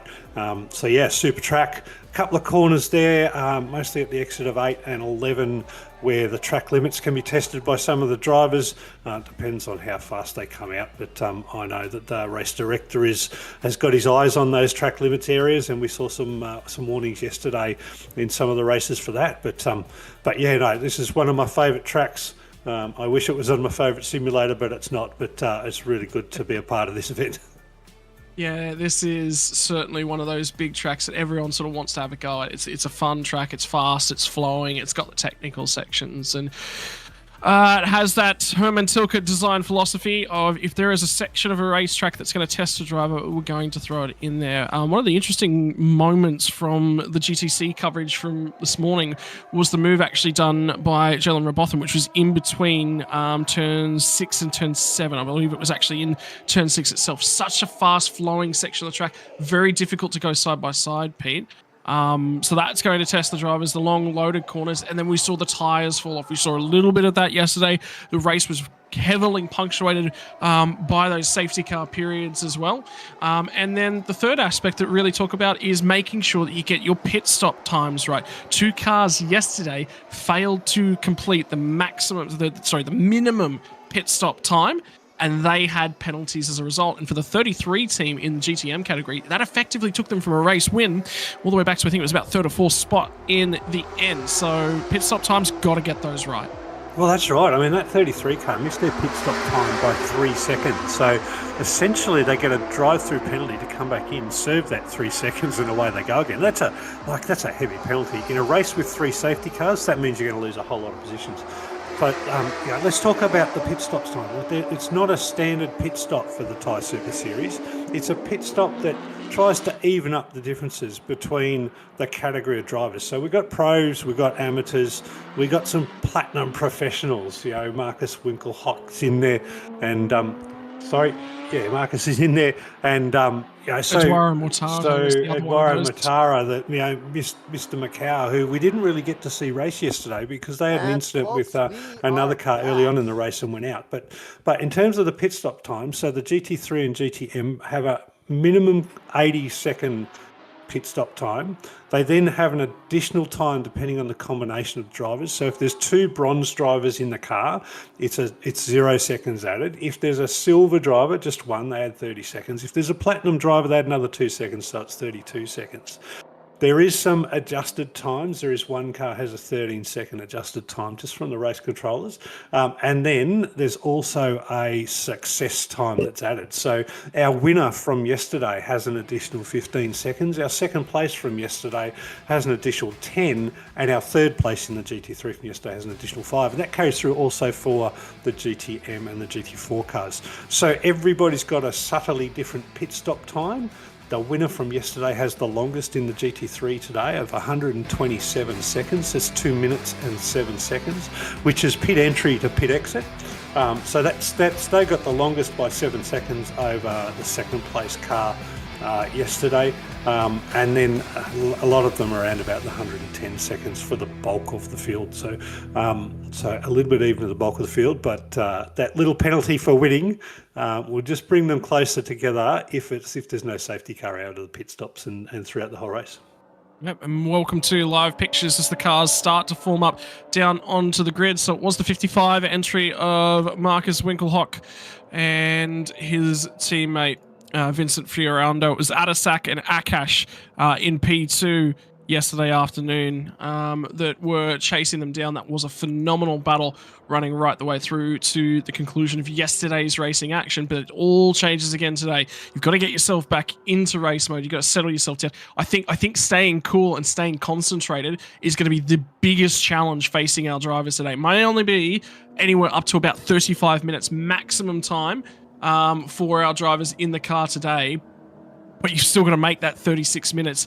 Hot day, hot car, high humidity. It is just going to really, really test the endurance of these drivers today. Well, the more professional they are, the more they'll be used to waiting around all day for a race at the end of the day. 35 minutes doesn't sound like a lot, but when you're in a high level of humidity and it's 30 degrees plus, you're feeling it before you even get into the oven-like temperatures of a race car cabin. And then add on top of that all of the fireproof gear they wear: the gloves, the balaclava, the full suits, the helmet. And then you add the engine temperatures coming into the car. The cabins get pretty hot there, and that's a fairly steamy 35 minutes for any driver. Yep, it's going to be a difficult one, so we'll start to think a little bit about our starting grid and talk about that Porsche. The number 11 car, was it the 90 car? I think, no, it was the 91 car. I believe they had contact with yesterday, the Krone and Hua Chen entry from Team AAI in the 91 BMW. That was an interesting incident, both of them sort of giving no quarter in the corner in the background. And in terms of things, it might be a great opportunity to actually start walking through the driving grid as we are at Mercedes-Benz AMG GT3. This is the AM pairings. Number 3, Philip Meyer and Alex Liu. The only AMG GT3 in the field. that AMG carries a fairly hefty weight penalty too. It's one of the heaviest weight penalties in the cars. Yeah, Lexus RCF GT3 entry, the number 9 Toyota Gazoo Racing entry of Manat and Natapong. Was a popular car as that Lexus and the Toyota Gazoo Racing Team Thailand tend to be. Porsche 911 991.2 GT3R, the number 11 car off of pole position on the screen right there. That's going to be important, as well as the number 25. The Audi R8 Evo of our pro drivers, Atasak and Akash, finished second yesterday. What can they achieve yet again today? One of the more consistent driver pairings, maybe not the best on outright pace, but across the two of them, extremely quick. Hank Kicks and Eshan Pierres didn't finish the race yesterday, and it's Hank Kicks that does own this absolute B-Quik Audi, and the rest of the team for the number 26 team didn't have a great day yesterday. We'll see if they can turn it around today. The 27 entry run by Huang Rohan and Lin Hao here today, the other of the Audi, the absolute B-Quik Racing Audis. And then this was your race winner from yesterday's race, the number 55 entry, Vincent Fiorendo and Marcus Winkelhock, the international driver pairing from right around the world. And that absolute B-Quik Racing Audi is a fan favourite for sure. The Porsche 991.2 GT3R, the number 61 entry of Adrian De Silva and Marco Giltrap. They did reasonably well yesterday, overtook this car in the dying stages of the race. It's the Aston Martin Racing Vantage GT3 pairing for Viper Nissel Racing, the 65 of Douglas Koo and Dominic Ang. Before we'll step back to the Porsche 992 Cup car, the number 10. This is in our GTM class for Fire Monkey Motorsports of Simon Shen and Sean Thong.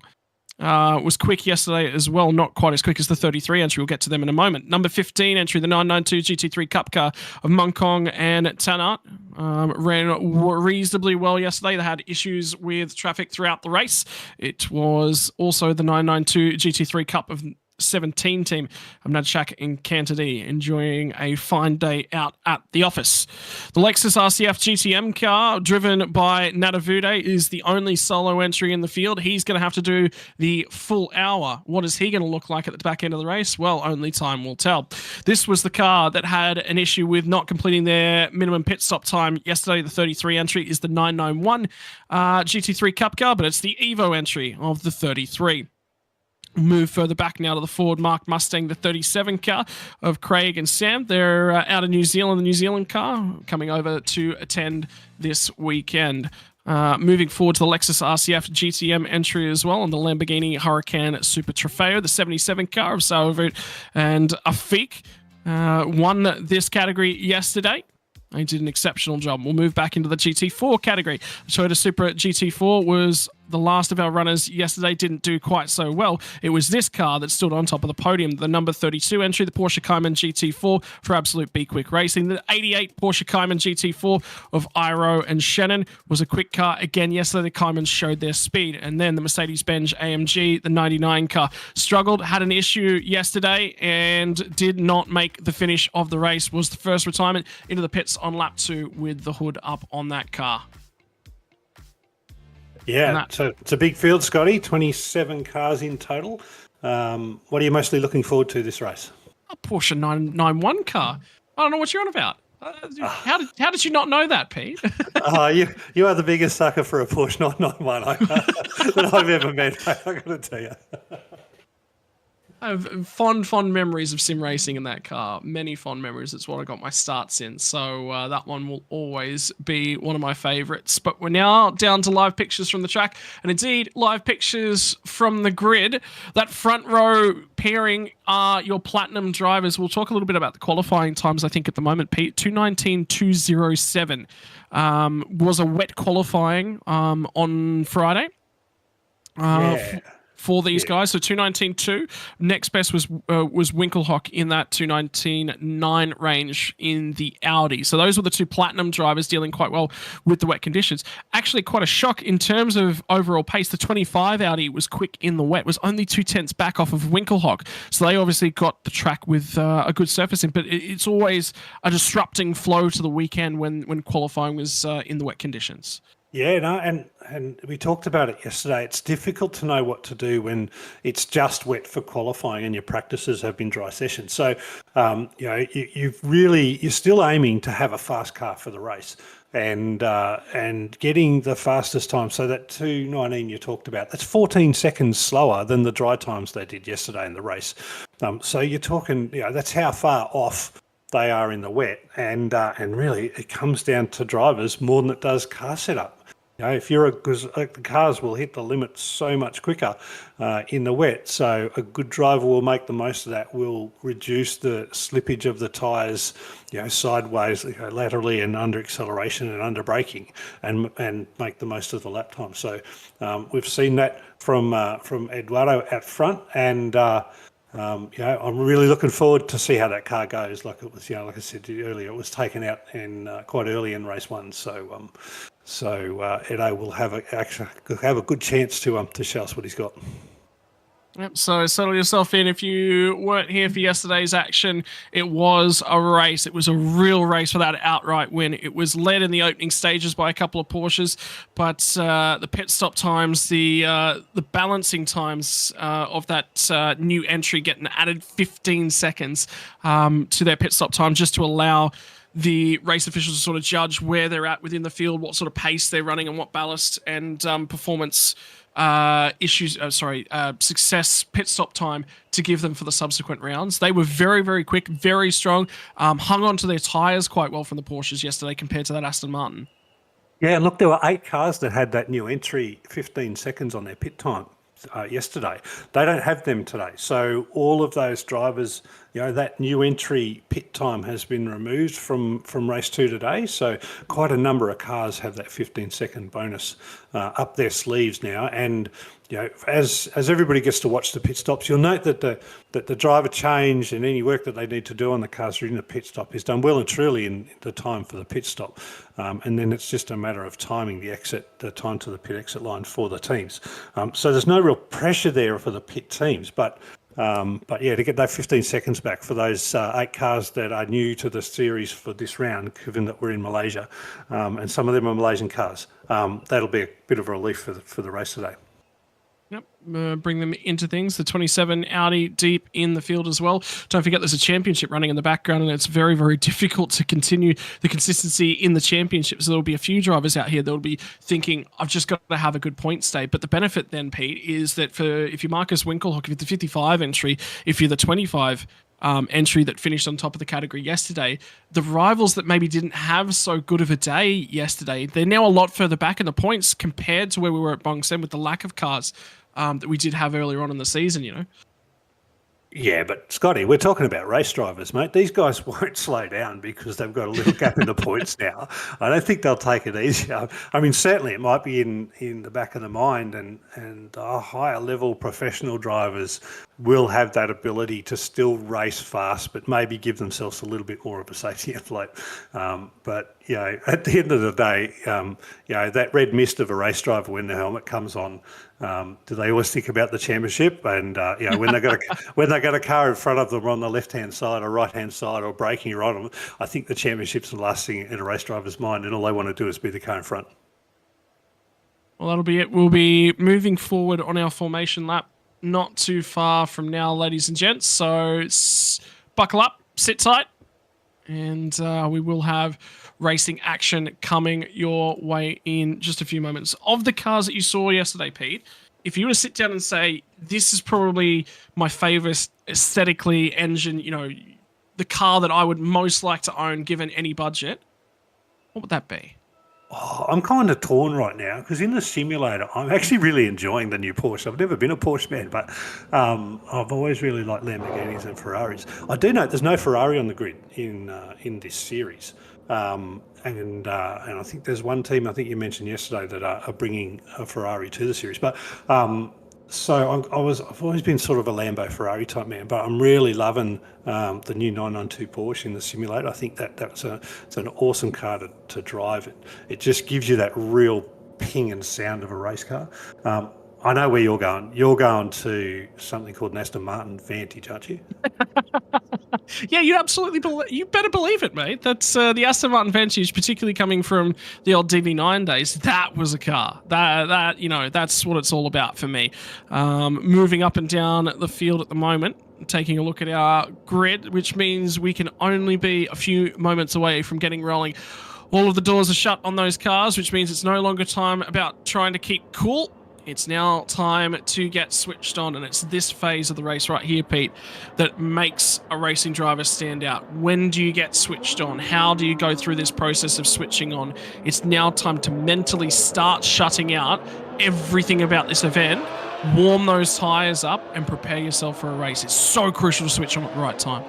Oh, and you almost want to shut your crew chief off too, so you can just focus on what you've got to do in the car. But I know that's one thing they're not allowed to do. But I think by the time that last 1 minute barrier goes down, it is shutters down, engine started, mindset just comes on to, right, what's the next thing I've got to do?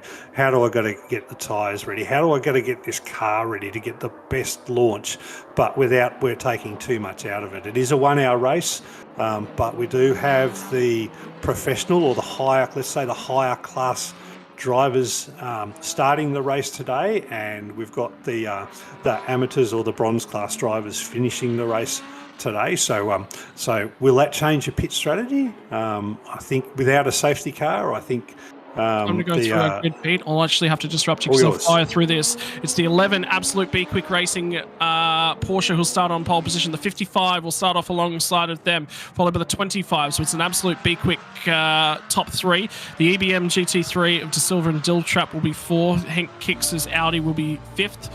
And sixth place will be the number 14 car. And I apologise to you at the moment. It looks like we may have just lost that feed live from the track, so we're going to be trying to switch over and get our back up feed going, although it might just be a frozen image because we can still hear the audio coming to you from the track at this point in time.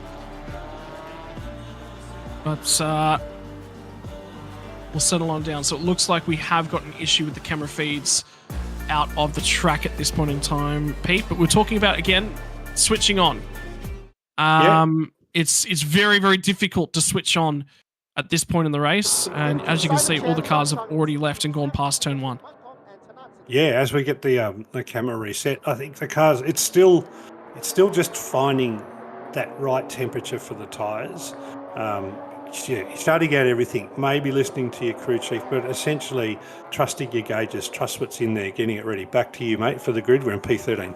Yep, for Alex Liu and Philip Ma in the 3 car, Samson, Chen, Lao Chun Young, Kenneth in the 68 car, Saravet, Saritha Ranakul, and Afik Yazid in the 77, Simon Chen and Sean Thong in the 10. It's going to be Mungkong Satharina Thriakul and Tenart Satharina Thriakul as well in the 15, Natachak and Cantadi in the 17 car, all the way back in 18th. And I think we are actually a few moments away from going green at this point in time. So we'll keep our eyes towards the back end of the straight on the right-hand side of your shot at this point in time. I can tell you that the cars are actually passing by the pit lane area right now of the run between turn 14 and turn 15. So they will be showing up in our shot in probably about 10-15 seconds time. And that safety car will be in a pit lane. We will be green flag racing. So again, apologies, ladies and gentlemen, for the issues with the pictures. This is all we've got at the moment, and this is what we're going to have to use to call the race. But this is a great shot for getting us running from turn one. Well, essentially what we're going to see is we're going to see that chaos that turn one at Sepang brings, right?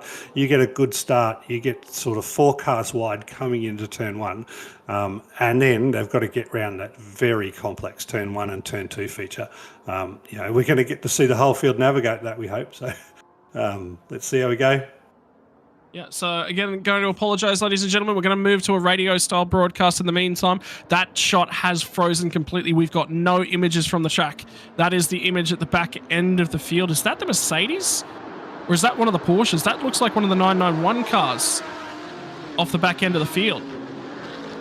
That is a car well and truly off the field. We haven't seen the field come through turn 1 yet. So.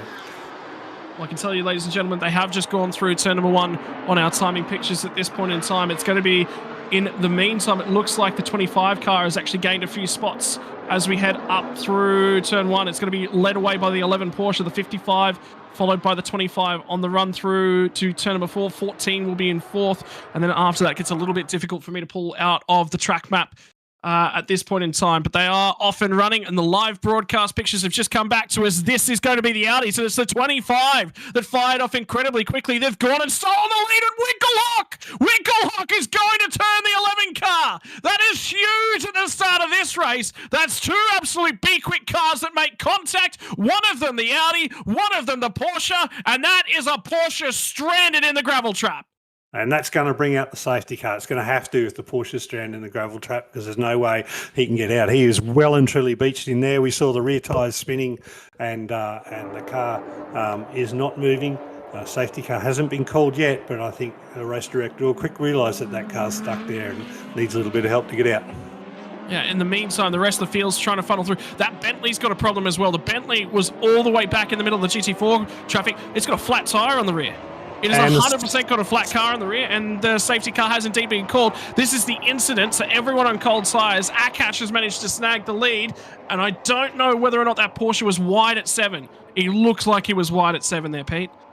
Oh, that was that patch of track yesterday that had a little bit of the oil powder down. So we don't know, from our angle, we can't tell whether it was wide and went off the track and touched the curb, or whether there was a little bit of racing. Hard to see from that angle. Certainly it's going to get looked at.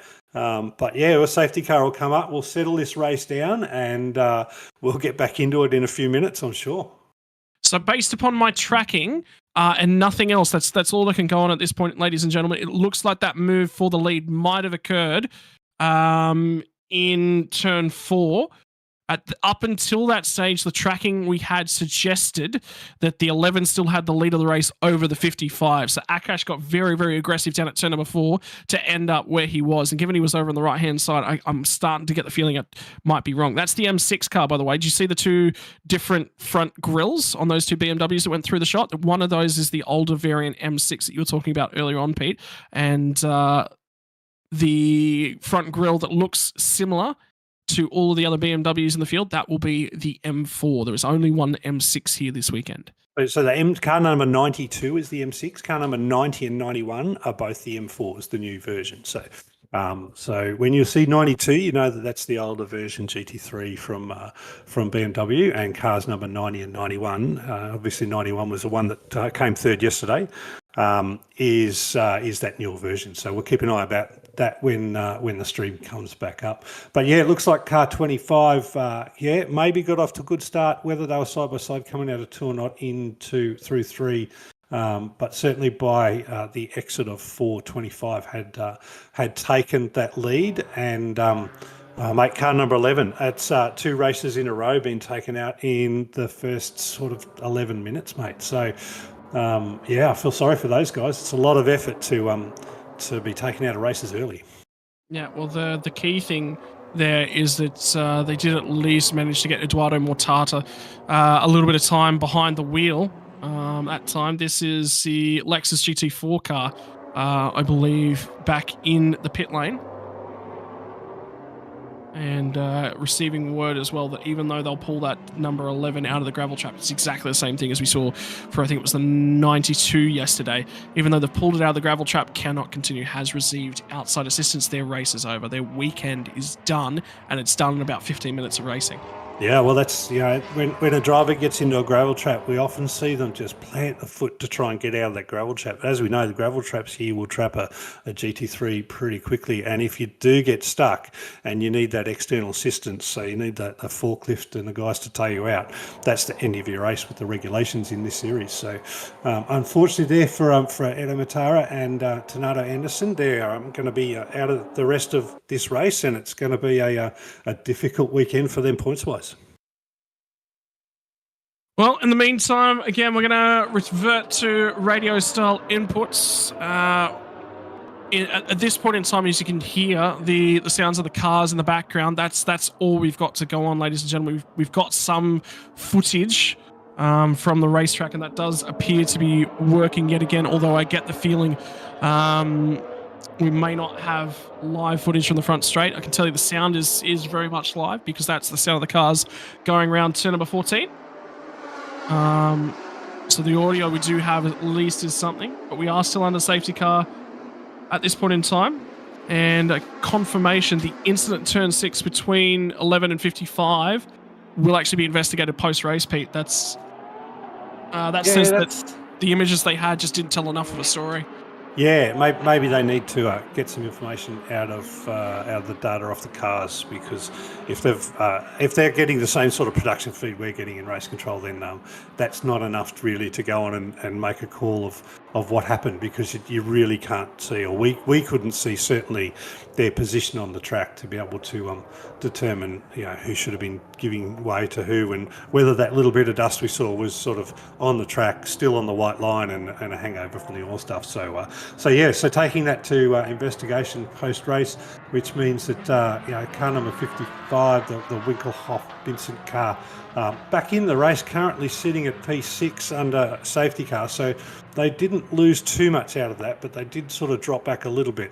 That will be on the back of their minds, but whether they think that they're at fault or not, I think that will be on them alone at the moment. They'll just have to manage that through the rest of the race, do the best they can and fight through.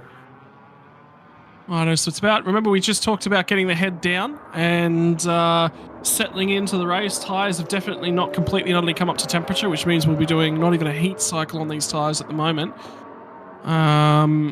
So in the meantime, they'll settle them all back down. They still haven't got the field completely and utterly under control, that 19 car. All right, we've just got a message that the safety car is going to be in this lap, so they're not necessarily getting all of the cars backed up in the train. I think they're keen to get this race going and let it happen. So we'll try and talk you through the best we can with the information we've got. Basically, it's pretty basic without the picture, but anyway, we'll see how we go. Also have an update as well. The number 99 car, the AMG GT4 entry, unfortunately back in pit lane, and that has not returned to the circuit. So that will be their weekend over and done with as well. It looked like it was mechanical issues. So safety car lights are off. Cars getting around. The pictures are back. So car number 25, the Adash car, is just holding up the field a little bit to try and back him up. We'll see when he gets going, because yesterday he actually got going quite early, if I remember rightly. Yes, I think it was one of the Porsches that was actually in control of the field at that point in time. But yeah, you might be right. It might have been Akash that popped out into the lead. And this might have been a part of the driver's briefing this morning, was let the safety car get well and truly out of the way. He's looking to get that race back underway as soon as possible. And he has gone now. He has gone. Yeah, he's gone just at the just after the apex of turn 15 there. Everybody's underway. There's no significant jump. I think that's a good restart from car number 25. Yep, so they will settle themselves down into a rhythm at the moment. I can tell you, ladies and gents, the 19 car back out and circulating. Does have the fastest lap of the race thus far, given that they weren't on the back end of the safety car pack. In the meantime, Hank Kicks, it's his teammate, it's Eshan Pieris that's fighting and squabbling with Jesse in the 91 car at the moment. As they run through turn number 1, it's going to continue because they managed to stay side by side. The Audi's down on the inside, looking to the outside, trying to get the drive down. That BMW renowned for its straight line speed in the GT3 class. Immediately to the inside, covers, job done. Gets us way past the 26 entry, and BMW back into the podium. And it is going to be Audi, Porsche, and BMW here from Sepang. Mate, this race is not over by a long shot. That 91 car got the podium yesterday after a drive-through penalty. So that thing is fast, and those guys know how to use that steering wheel. Yeah, a little bit assisted by the pit cycles and multiple safety cars at least. But yes, they've definitely got pace in the 91 entry. And have a look at how clustered the field is. It's not going to be as much field spread as it was in the opening stages of the race yesterday on the rundown into turn number 10. So it's going to be important right here for Akash to get the foot down and see if he can start to stretch that margin. They've got, like I said earlier, one of the more consistent entries. The 55 car, by the way, has dropped back to 6th place at this point in time after that contact. And I'll tell you who's standing out to me is actually the 14 car in second. So the 14 car with Turn Inther for Vasak driving the car, they had a wonderful drive, but they really got sort of impacted by their pit stops and the safety cars yesterday, which put them down in the field, and Turn fought back quite heavily in the last sort of 5-10 minutes of the race. And we know that his co-driver... We go down the inside for the 91 entry. They are not hanging around in this car. So they've already got one spot in this lap. Make it 2 as they move their way from 4th to 2nd on the timing sheets as we'll cross the start-finish line now, up to 2nd. Well, Akash, it's time to start looking in that rearview mirror because you've got a BMW breathing down your neck. Oh, yeah, that BMW is going to get right on his tail straight away. I think they are out for redemption. They want to get out there. I think Jesse wants to get out there and push that 91 to the front and just push hard. He wants to prove that they should have been on the top step of the podium, and that drive-through really hurt him yesterday. How But about we'll this see how it battle? goes.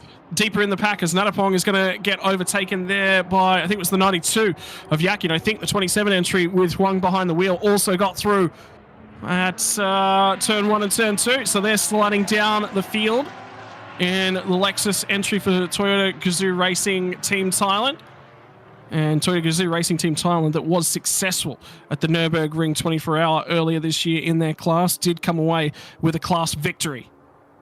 Yeah, and that 91 car, it is working hard. It seems to have the performance advantage on the straights under the draft, but for the rest of the car, the Audi's holding it through the sort of back end of the straight where it's a little bit more twisty and turny. So I think the 91 just might have a little bit of a straight line advantage, and that might be the difference. In the meantime, Akash has managed to hold him there. Was the fastest lap of the race on the previous lap for the BMW, and it set a new personal best, session best sector 1, session best sector 2, though the response was from Akash. Immediately came back, and they've traded blows yet again, and very, very consistent, very even in our sector 3 times as we're getting down to the back half of the track. But that top 5, Pete, there's nothing in it. There is gaps of less than a second all the way down to 7th place in the Viper Nitsa Racing Aston Martin GT3.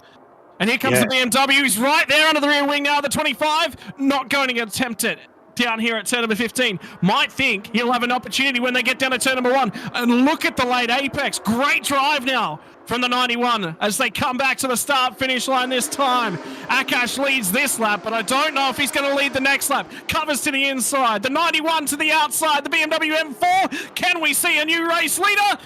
Not quite yet, under braking. He's going to go the long way round. Still got the nose there. Akash is going to run him to the edge of the track. Hangs onto the spot. Great defensive driving. But now the 91 looking for the crisscross at turn 2. And now the run down to turn number 3. The braking zone at turn 4. It's all here to play for. And the 14 car, which sat up behind the wheels, all of a sudden starting to buy his way back into the argument. To the inside for the BMW. The 91, the 25 side by side at turn 4. New race leader, the 91 BMW to the lead. And we saw that yesterday. So the 25 car obviously learnt from the overtake when he lost the lead yesterday. The 91 car had to go up the same spot around the outside, but this time the 25 car was able to just stop that overlap from occurring for turn 2 and hold it in turn 2. But he just didn't have it to hold it. I think it is going slow. That 25 car, something is going wrong for that slow. He's out of pace. Something's really wrong. He was edged out into a bad section of the course, lost some momentum, and then everyone just kept piling in. He never got an opportunity to get back in. Finally gets back on the racing line and looks like he might be able to recover now. But he goes from the lead all the way down to about 6th, 7th spot in that one lap. So I think he's back. He's definitely going to be in 5th spot, and I think it will be 5th spot. So it's fight back time. Yeah, that's taken a lot out. Maybe in that little bit that we didn't see, I think he might have got run right out wide and off the track and might have picked up quite a bit of dirt on the tyres, and that's taken quite a bit of grip out for those 3 or 4 corners, because he seems to be back up to speed now. So I think it's just a little bit of dirt on the tyres, but they've cleaned up. So we've got notice now that the pit window is going to be open at the 35-minute mark. So that's a little over 10 minutes from now at 14:39 local time. So that's pretty much on time, 25-minute mark. Guys in YouTube chat was just talking about this battle. They're expecting Winkelhock to start moving through the pack. And indeed, Winkelhock's made contact with another teammate now. And indeed, it's the team owner's car. And Ashen Pieris up into 3rd place on this lap. But Winkelhock wants it. He's going to slide out late in the piece down the inside at turn number 1. Doesn't quite get the nose there, but gets the car pulled up really well. Hooks it on the inside of the curbing. On the AstroTurf, contact at turn 2. Gets the job done. There's no love there for the team owner, is there? I think he's a paid driver, isn't he? Well, he'll have to hand over to the team owner. Hank Kicks will get into that car a little bit later on, but Ashen Pieris may not be a big Marcus Winkelhock fan at the moment. Well, maybe that's a good thing for Marcus Winkelhock, that as he gets out of the car, Hank's getting in the other car. So. Might be some words exchanged post-race. We'll have to see that one. And now the wiggle on as well for the 26 car. Eschenpierre is struggling to settle himself down. And now that's going to present an option for Akash to start coming back at him as well. So the Akash car has settled themselves back down in the 25 car. Yeah, that's back up to speed, and it's going to put a little bit of pressure back now on the 26 car. And we're going to see as teams how hard are they going to race. I mean, when you're in the team, you still want to beat your other team car, but you don't want to be involved in incidents or cause any damage for the team. So that's one of the challenges they've got. And to be honest, whilst there are 3 cars in line on the track, they've got pressure right behind them from the Adrian and Marco car, that Porsche that's just sitting there just a couple of seconds behind. So they want to push on. They don't want to be held up by racing, and they're looking for the best of the team. Have a look at the response from the 91 entry too of Chunhua and Jesse. Once they got to the lead, they've started to set sail, put immediately 1.4 of a second of a margin, and then the margin back to the 3rd place entry as well. So it'll be down to Winkelhock to try and start hunting down the number 14 car. See if he can start to make some inroads here. That was the previous battle for 3rd and 4th. Now that's the battle for 4th and 5th, which will be between Akash and Eschenpierre. And the number 91 car has just set the best lap of the race of a 2:05.6, and that's 0.9 of a second faster than the next fastest lap of the race from the number 25 car. So that number 91 car, that is really pulling out a gap. And I think that's, going green, that's dangerous and ominous for the rest of the race for all the others, because that is fast. Yeah, and now they'll start to come up on the lap traffic as well. This was the 19 Lexus that spent a while in the pit lane under that caution period. And unfortunately for them, they are a mile off the pace in terms of class currently as it stands, but they are still circulating. Presents some opportunity, particularly if we move into wetter conditions as the race progresses. And have a look at the rubber since yesterday. It has now been laid down through turn 5 and into turn 6. Yeah, but that's good for our racing, right? That means that the cars are going to have a lot of grip, and as long as that thing we won't talk about stays away, this race will go fast. So you are hoping it'll drift on in. Not everyone's a big fan of the Malaysian rains, but some of us in the commentary booth are. It always spices up a race and mixes up the results, doesn't it? Always just changes things. It's where the good drivers really earn their money, is those changeable conditions. Presents an opportunity. But in the meantime, after that opening couple laps worth of shenanigans, it has settled itself down. We have basically stabilized, but the front pack is still managing to stay together. Remember, this really spread out yesterday when the amateur drivers were in. When the slower rated drivers started the races, this sort of would have been 20 seconds already. Have a look at the gap down to 9th. There's only 15 seconds on the last time by. Yeah, and I think this is about the time when we had our first safety car yesterday. So we're 6 minutes away from the pit stops opening, so I'd say that we've got at least another 3 laps, and then we're going to start to see the first of the pit stops. Unless we're going to make the call and say that the higher level driver is going to do a longer stint, then we might see some of the cars stay out closer towards the back end of that pit window and then put the amateur drivers in for a shorter stint. Yeah, the 19 car, we're just talking about them and them needing to come to pit lane. They've got to come back to pit lane. Is there a little bit of damage on that front left guard? I think that might just be the graphics as it was, but it looked like there might have been some scratches down there. So whether or not that's come from an incident in this race, can't really tell. In the meantime, have a look at the margin that our race leaders pushed out. On the last lap, did a 2:05.632, was nearly 2 seconds, was 1.8 seconds faster than second place. So Jesse behind the wheel, Finnish driver, has started to put that hammer down. He is hauling that BMW. That's some of the faster times. That was around about the times we were seeing yesterday at race pace. So, but to be able to do it at a stage where none of the other cars are able to do it, is saying that he's sort of a step above. But I note there that car number 55, Marcus Winkelhock, he's now starting to claw back up towards turn in the number 14 car. And I don't think it'll be long before he'll start putting pressure on. He's eking about 0.6 of a second a lap on him. So maybe in a lap or two he might get up there, or he might just come into the pits right behind him. But the 15-second pit difference will make a difference in that battle. Yeah, and we'll have a little bit of a think about and a talk about the standings a little bit further down in terms of things, because we've got our GT3M class category as well as the GTM category to talk about. This is your GTM race leader at the moment. In the 77 car, it will be a Feek behind the wheel currently. They won the class yesterday, so a little bit of success time added to their pit stop today. Oh, in the meantime, Eshin Pierres locks up the rear end of that Audi. It did not want to settle on the way down into turn number 15. And that's going to bring 3 cars back together when he was just starting to look like he might have a little bit of something for the Akash car. That just says that the drivers are putting everything into it, mate. There is no relaxation in these 2 team drivers. They are on the pressure. There's probably no team orders in there. They're racing genuinely, and the car in front, a little bit of a minor mistake cost him a few tenths on the way out of the corner and down the straight, and he's given Akash a sniff in the 25 car. Yeah, so that one will start to close up, and the battle is indeed closing up. Last time by 206 flat for the 91 entry, 208.0. So 2 seconds was the margin, but the race leader pulled out. 207.748 for the 55 entry in third spot. Took a quarter of a second out of the 14 car. Get the feeling they're in the dirty air at the moment. Through this section, they will be really struggling.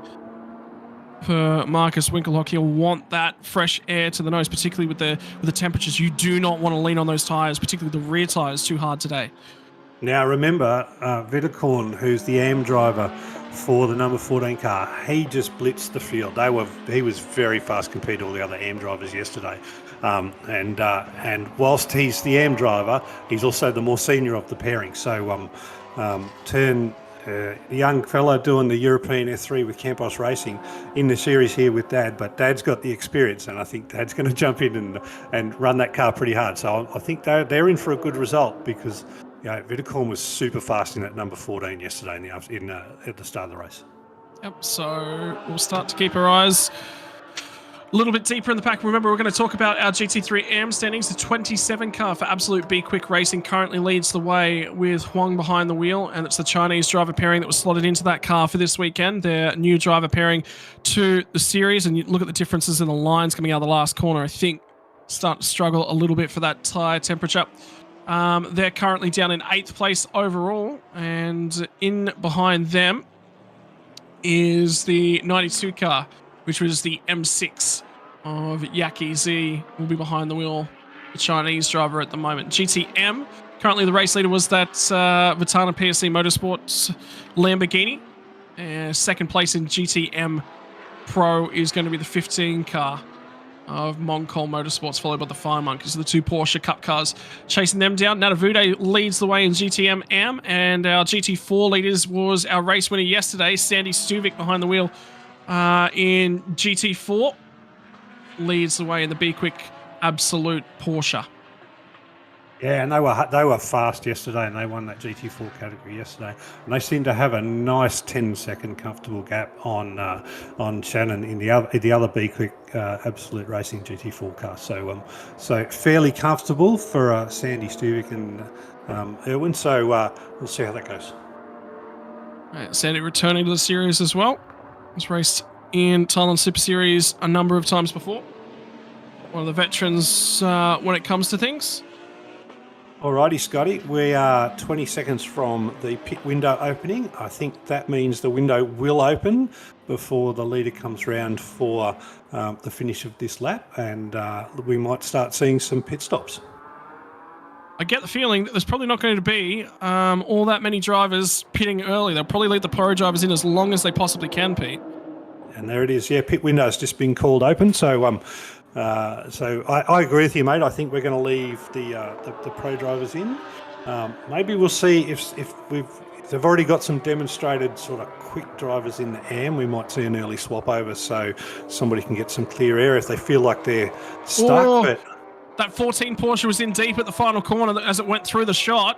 Whether or not they were trying to lay to apex and get better drive out of the front straight and carry a little bit better speed, but I thought for a moment he might be in very, very deep. He got away with that one. And we'll still control the spot over Marcus Winkelhock.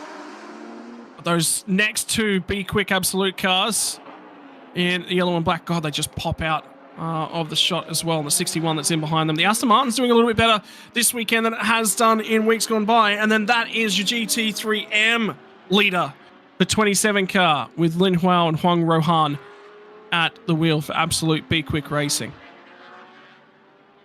What a showing for Absolute B-Quik Racing. Hey, so many cars on the track, and they're all at the front of the field, so that's awesome for the teams. Lap time's starting to fade too here, Pete. Our leaders lost about a second off of their lap time. So here's the first of the pit stops, and the seat insert thrown over the top of the number 90 car. So this is a GT3 AM car, so out of the Pro Series. So this is the AM car, one of the BMW GT3 M4s. So first one in for the pit stop. And the critical thing is that's the first of the Team AAI entries, 3 of them here this weekend. The 90, 91 and 92 entries leading the way in GT3 Pro and looking to try and do a driver swap nice and early. Try and find themselves a clear bit of racetrack just to go racing on, Pete. That's not a terrible decision either. No, and I think that's the smartest decision. The earliest you can find a clear bit of racetrack, if you're getting held up, then you come in and maximise the early part of that pit window. But if you're not really getting held up, then get your driver out there while he's warm and in rhythm, keep them going for almost as long as you can. I think in the case here where we're seeing car number 14, if car number 14 and I got Marcus Winkelhock behind me, I wouldn't be defending too hard right now. Not that you're going to really want to let a car go, but essentially there's a 17-second difference in the pit stop window. So you're not really fighting them on track at the moment. But if he is that little bit faster and keeps that pressure up on turn. But, Turn's a young F3 racer, mate. He ain't going to let Marcus Winkelhock go. He's going to slap himself on the back every time he takes him in a corner, I think. Have a look at this, Pete. Tyre pressure adjustments. No tyre changes, just a pressure adjustment for the Bentley. Yeah, as they do their driver swap. Potentially taking a little bit of air out of it, mostly, just to get the tyre to move around a little bit more. So sometimes the tyres can overheat and overpressurise. You lose a bit of contact patch. So when you get a chance, you take a little bit out. But I know in some series there are minimum tyre pressures you must have when the car leaves the pit. So so a little bit of adjustment there. Hopefully they can get a little bit more back end settlement. We didn't really know it had that crazy sort of looked like a spin from the track marks yesterday. So maybe it was something to do with tyre pressures and the way they had the car set up. Got a couple of cars missing off our timing, I think, at the moment. There was a 24 car and the 99 was slow. It was the Bentley, sorry, my apologies. It was in the pit lane, was the other car that was missing, as well as the 11 who won't finish the weekend. So that was the major incident on lap number 1 thus far this race. And the full list of manufacturers here this weekend will be Audi, Lexus, Porsche, Mercedes. No Ferrari. There is a Bentley. No Ferrari. One Bentley. And the Aston Martin as well. And the Aston Martin, yep. Yeah, and I got to say, out of all of the car makes, the Audi's actually the oldest GT3 make. I mean, I know they've got a couple of evolutions that have gone around, and now it's the RS GT Evo 2. But the Audi was released or homologated for GT3 in 2015, so that's 8 years of racing for the marque, and essentially the car stayed the same with some evolution. So that's massive, kudos to Audi for having a car that's got that level of longevity. It's important for the racing teams as well, because that then becomes a better car to race on the basis that if you've got a consistent car, you're not having to make big changes. You're not having to make, do a little bit of R&D, do adjustments to the setup or anything like that. In the meantime, 26 car has pit out of this battle pack. So Ashen Pioris has jumped into the pit lane to hand over to team boss Henk Kicks. All right, 14 car. So turns come in to hand over to Dad Vidicon to see how he jumps in the car and finishes the race. So that's the first of our GT3 pros in the pit stops.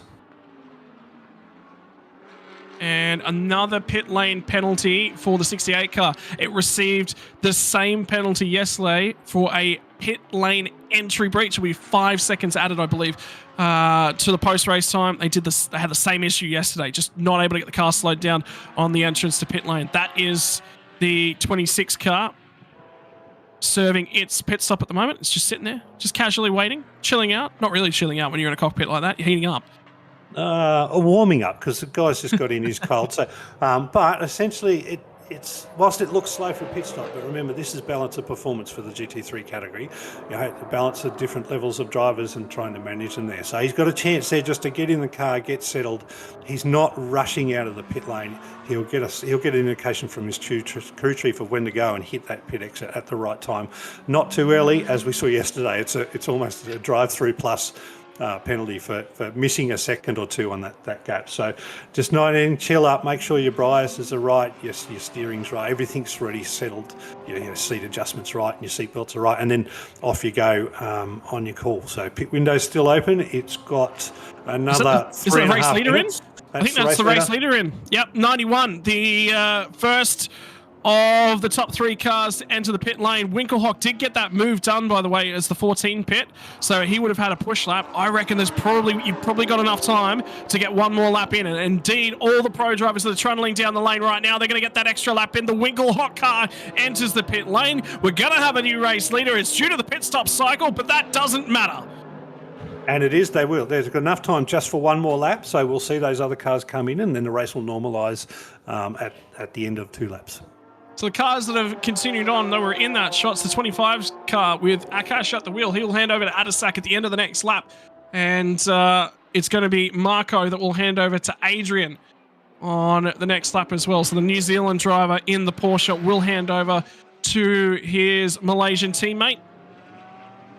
And how close has this battle been just about the entire race? That Porsche has just not been able to find a way past. I think they look quicker right now, but that'll all depend on that pit stop. Remember, the Akash car finished second yesterday, so they will have a very long stop compared to the 14. Sorry, the 61, my apologies. Yeah, so the 61, 110 seconds, and the Akash car, that's got 120. So there's a 10-second difference there. So the Porsche has got a 10-second advantage through the pit stop cycle over the car in 25. So he probably doesn't need to do too much. He just needs to sit there and hang with it. If I'm Marco, our closest cousin in Kiwi land, so he just probably needs to sit there. He doesn't need to take any silly risks because he does have to come in at the end of this lap anyway. Otherwise, he'll go well and truly past the pit window. So we're looking for both of these cars to come in. The 91 car's just come out of the pits now. It'll normalise itself back into the race strategy. And they will settle on in. And Pete, I'm starting to get the feeling the longer this weekend goes, you're becoming more and more of a Porsche fan, given there's a Kiwi behind the wheel of that car. Well, I could never say I'm a Kiwi fan, but there's no Australians in the race, so we've got a barrier for someone. But no, and the number 91, importantly, the number 91 car has come out in the effective lead of the race after the pit stops right now. So they haven't lost any positions out of that from an effective race once the race normalises after these pit stops. But we'll see that shortly with the 25 and the 61 car in the pits now. Yep, so the 25 car now enters and the 61 will have to have entered behind them because there will not be enough time to pit on the next lap. It will be this lap or nothing, or there will be a penalty for not completing that compulsory pit stop window. And I can tell you that they have entered the lane as well, not on the shot at the moment. Adisak on the back of the absolute B-Quik jersey fire suit will jump into that car and look to get the head down, as well as that's the Sandy Stuvik car that's in the lane as well. And that's the Fire Monkey Porsche that's just rolled out, the bright green one. Always stands out on the coverage, Pete. It's a beautiful car to look at because it just pops. Oh yeah, absolutely. You love it. You love a race car that's been painted to pop because it's easy to identify. You get used to it really quickly, and if it's up the front, everybody wants to follow it. So just watching the 91 car now come into turn 9. Through turn 9 into the 10-11 complex. So we've still got a few corners to go before it comes around, but the 77 cars, so 25 and the 61 cars are still in pit lane for now, serving their time. I do expect the 91 car to come out in the effective race lead after these pit stops. Yeah, that's the 91 car on screen at the moment. Although, I remember the 91 car did have a 5-second premium on its pit stop because of coming third yesterday. So that might make it a little bit of an interesting turn in terms of particularly the 61 car coming out of the pits. Here it is there. 91 trundling down, and that is the 61 that's just gone by. There was somebody just laid down some smoke going into the final corner, and I think it was the 25 car that actually did change tyres on the rear end of that car. So I'm wondering whether or not cold tyres. No, that's the 25 in the background of that shot right there. The Aston Martin's got past them in the pit lane. It looks like the Bentley's made some spots up as well, and they're all of a sudden in and amongst everyone pressuring for race positions. Not seeing the Bentley on the timing screens, though, where they've popped out in the 68 entry. But that will get normalised. It is the 91 that is the race leader after the end of the pit stop cycle, Pete. So you've called that one correctly. The 14 with Vudicorn behind the wheel now will take over P2. And the 68 Bentley, that's out of position. That's a lap down. So okay. Not in the race, but in the race that we're seeing. But hopefully it's up to speed to race with the cars. But essentially it'll let the GT3 pros crack on and get amongst it to try and get some positions back from the GT3Ms. Yeah, so the margin from the race lead at the moment, 6 seconds. It's 3 seconds back to P3. There's only 1.1 seconds to the Lin Huao and Wang Ruhan car, with Lin now behind the wheel. Yeah, so that will be a race that we'll have to keep our eye on. The 26 car as well is only a couple seconds difference. So with the AM drivers now in these cars, Pete, this changes a little bit, although that 91 car has been electric quick. Speaking of electric quick, it's going past some of the GTM cars at this point in time. No, it is, but the 91 car was super fast yesterday with both drivers. The number 14 car was super fast yesterday with both drivers. The Kiwi car didn't feature a lot yesterday, so it's got a really good advantage from that pit stop difference that they had, currently sitting in third. But I do expect a couple of the other GT3 cars to come and put some pressure on over time, because they might be just a little bit faster, and we've still got 22 minutes to go. So there's still essentially about 10 or 12 laps to go for the faster cars to make up their time and put the pressure on the Marco Adrian Porsche there from EBM. Have a look at them pushing on in the 61 entry as well. They're really trying to make sure that they can hang on to that spot because they've got quite quickly closing number 27 Absolute B-Quik Audi coming their way. So with the temperature of the track at the moment, the tyres is certainly going to be a big issue. That's the Porsche Cup car getting overtaken there by race leader. So they will go to 1 lap down. There you go, 1 lap down. And just to note, the number 27 car, the B-Quik Audi, putting pressure on 61. That's a GT3 AM. So essentially, it's a race for overall position, but it's not a change of position for the number 27 in class. So they are leading their class, and that would be another overall position for 27, but it's not effectively a change for GT3 Pro position, in-class position for the number 61. And same thing that happened yesterday, Pete. Pit stop times are under investigation, so we'll get some research into that one coming our way in the near future. And we will find out what the go will be. There will be some penalties, and remember, they were stop-and-go penalties for not serving the correct amount of pit stop time yesterday. Did actually have a chat to the race director. It's actually done on a matrix, Pete. I know you love a good penalty matrix. And it's not straight out and out. 3 seconds missed off the pit stop time yesterday, so it was less than that, but was moved out to a 3-second pit stop time penalty. Yeah, right. Okay. But I mean, essentially it's another drive-through penalty plus a few seconds for a stop-go. So, nobody wants that, when you're in a race. And this one so far, fingers crossed, mate, and commentators curse all the way from it. We haven't seen a safety car yet. So, we've got 20 minutes, hopefully, of green flag racing, and we're really going to see what these cars do. And those pit stop times really will open everybody's eyes up to, the BOP nature of GT3 racing. So in the meantime, the 91 car has continued to maintain dominance, but that Porsche is getting quicker, getting closer and closer and closer. And the Adriano Marco car, which is that next car that's just coming through your screen, that's a Porsche Cup car going through into 15 now. That is the battle for P3 on circuit, the overall race position. And the 27 car is coming. They've got speed in the B-Quik Audi. Are they searching for clear air on the straight? There might be some overheating issues potentially in some of these cars. Potentially. There we go. Car number 77. That is the GT Pro car of GTM car of Afiq Saravat from Vitana PSC Motorsport. Has a 3-second stop and go penalty for not making that pit time that they need to make. That's the only one we know about at this stage, but I'm sure Race Control are going through all of them and making sure everybody's met their obligation. Well, in the meantime, we talked about this car yesterday, was leading the GTM Air statistics yesterday. Unfortunately for them, it was them yesterday that had the pit stop time penalty. Today, well, they haven't been investigated thus far. At least we haven't heard anything about it as of yet, but they will lead the way in the 33. This is the 991 Evo spec, the 991.2 spec of the Porsche Cup car, before we move into the 992 spec of cars. It was only released in the last couple of years. Maybe they have been investigated, Scotty, and they were a second or two over their minimum. So, out the way, they can get out there and race hard and take out their category win that they would feel they were so robbed of yesterday. But if you don't do that pit stop time, then it's not really a robbing.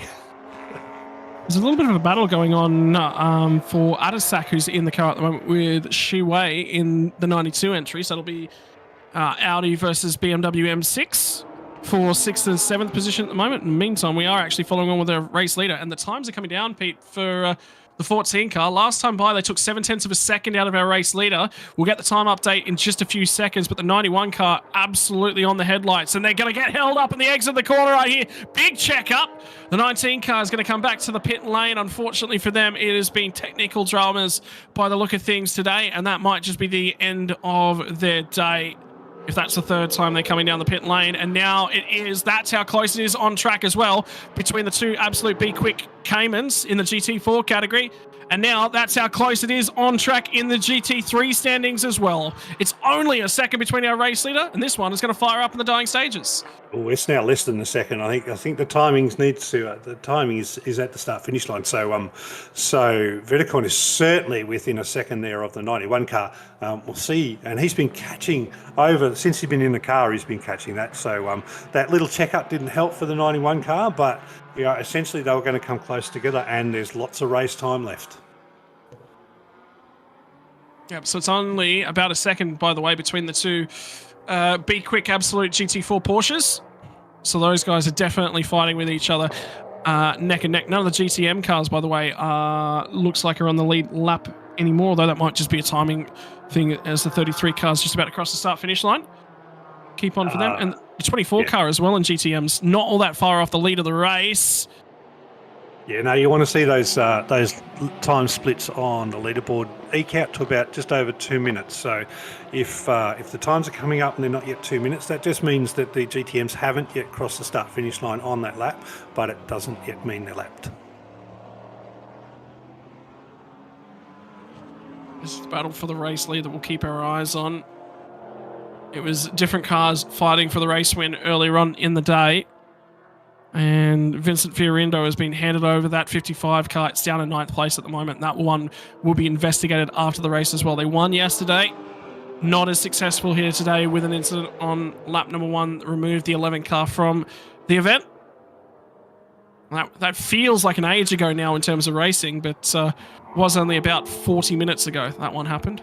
Yeah, that's right. I'm just trying to see if something might have happened to the 25 car. It seems to be dropping off the pace, and it's certainly losing time to the leaders over time. I think that's why it might be now under pressure from the GTM car and the number 92 BMW.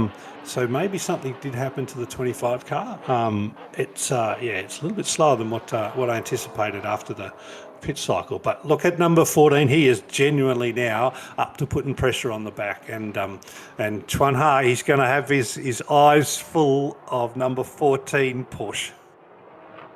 So the 25 car will come across the start-finish line, and lap time was okay from them on the most recent lap, but that's where they are at this point in time. Keep our eyes on the 14 car. Porsche continuing to apply pressure now to the rear bumper, and it's got 14 minutes on the clock, so he doesn't have to get aggressive with this one. He's got to be smart and concise about this. He's got a fair bit of time. There's going to be about 8 laps left of racing action. No, that's right, and the experience in years is in the driver in the Porsche. So, he's got a long racing pedigree and a big history behind him, Vitacorn. So, I think he knows that he doesn't need to rush it. He's just going to have the patience. He's going to put a lot of pressure on.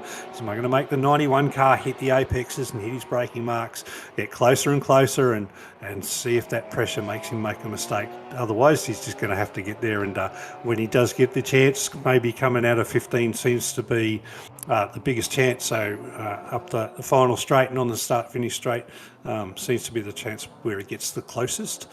And he might be just setting that up over time. And have a look at the rear end of the BMW start to swing around as the tyres are screaming for a break. Been green flag now for the bulk of the race, so about 45 minutes or so worth of green flag racing. Don't tell anyone that, Scotty. Just keep it going. Oh, there's a mistake there for the number 14. He's run that out wide. He's just missed his braking marker a bit and gone a little bit wide, missed that apex. That's going to cost him a few tenths. Barely missed the rear bumper of the car ahead of him too, so that was a little bit of a moment, heart and mouth moment. Oh, yeah. But the margin for the race lead now back under a second.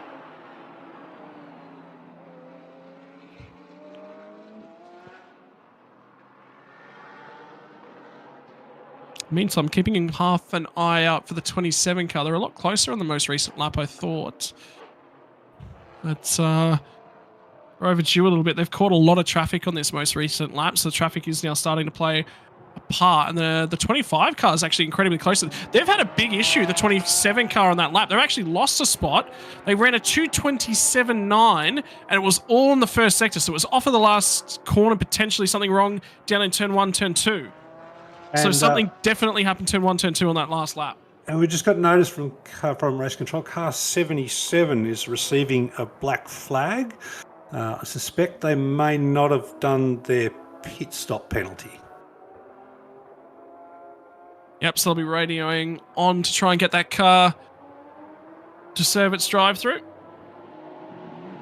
And something else has also happened to Vincent Fiorino as well in the 55 entry. They've had an extremely slow lap. They're about overdue by about 40 seconds at the start-finish line and still haven't come through. Yeah, and they're dropping positions. So, something has happened to that car. Well, we're focusing here on the leader. It's still a good fight. I'm trying to work out the difference here between the cars. I think the Porsche's just got mid-corner pace on the Beamer. And maybe a braking advantage, but the power of the BMW on the straight is just sensational. Does that wing look quite trimmed out on that BMW? There's the 55 car. That's why they're overdue. They're sitting just at the pit entry there. So, something's happened to them. They're out of the race here. Look at this, under the brakes, the Porsche. And again, he's just gone a little bit late, not taking a wide apex. So that's an interesting, whether that's a line or an error, just overdriving the car, maybe a little bit trying to make that gap. But a man with his experience, I would expect that he knows what he's doing. Well, the 77 car has now come to pit lane to serve its penalty. So they will be back out. And back up to racing speed. Again, still not got an update on the 55 entry. Yeah, it's... Oh, no, we have now got an update. Whack, so. They have now come back across that start-finish line, so they have got rolling yet again. So can confirm they have gone through. All right, so we drop back here to our GT4 class, and it looks like Shannon and Ora in the B-Quik Absolute Racing car are leading that at the moment. Sandy Stuvik, our winner, and Erwin in the second B-Quik car, the number 32 car, are behind them by about 10 seconds, it looks like. So maybe they've been subjected to that winner's penalty, and that's put them under a little bit of pressure. And again, that's the balance of performance working out in the GT racing, mate. Yep.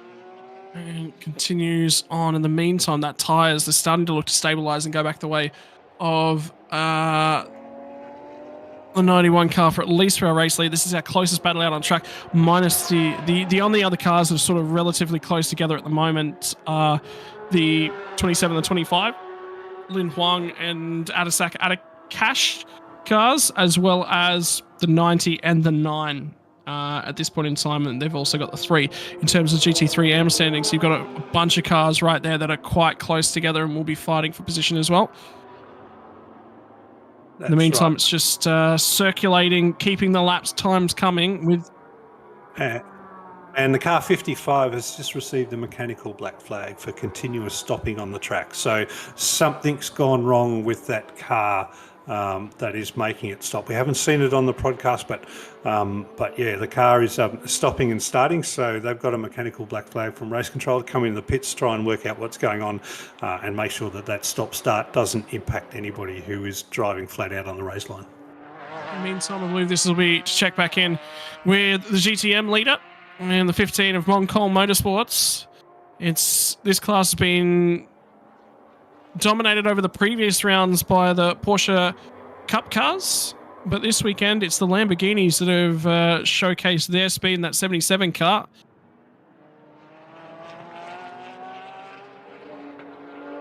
And confirmation now that the 55 has received that mechanical black flag, unfortunately.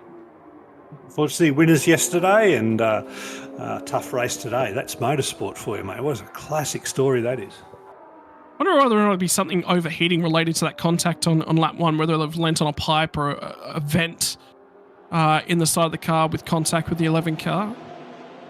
Quite easy. GT3 racing, generally not about door banging, not about contact. No, and it's one of those cars where GT3s, they're one of those cars that can get some damage quite easily if they have contact in the wrong areas. If you lose a splitter or... Oh, here we go. This is interclass race. This is actually not for out and out position, but it's the 3 car getting down the inside on some lap traffic. The Camelong Racing entry on the 17, which is a Porsche Cup car driven by Natachak at the moment for AAS Motorsport and GTM Pro. It was a bit of a late move there. They got down there, they got it done, and now the 61 car has also had a failure or a spin. That looks like that's down at turn 9. Yeah, no, that's a spin. No, you don't get away from something like that with that sort of getaway if it's a failure. That looks like it's the back end of a spin. There was some sort of telltale marks just at the back of the car there where he seemed to have stopped. So maybe out of 8, he's just gone a little bit wide and touched the grass or something. That's a weird spot to be pulling up, though. Yeah.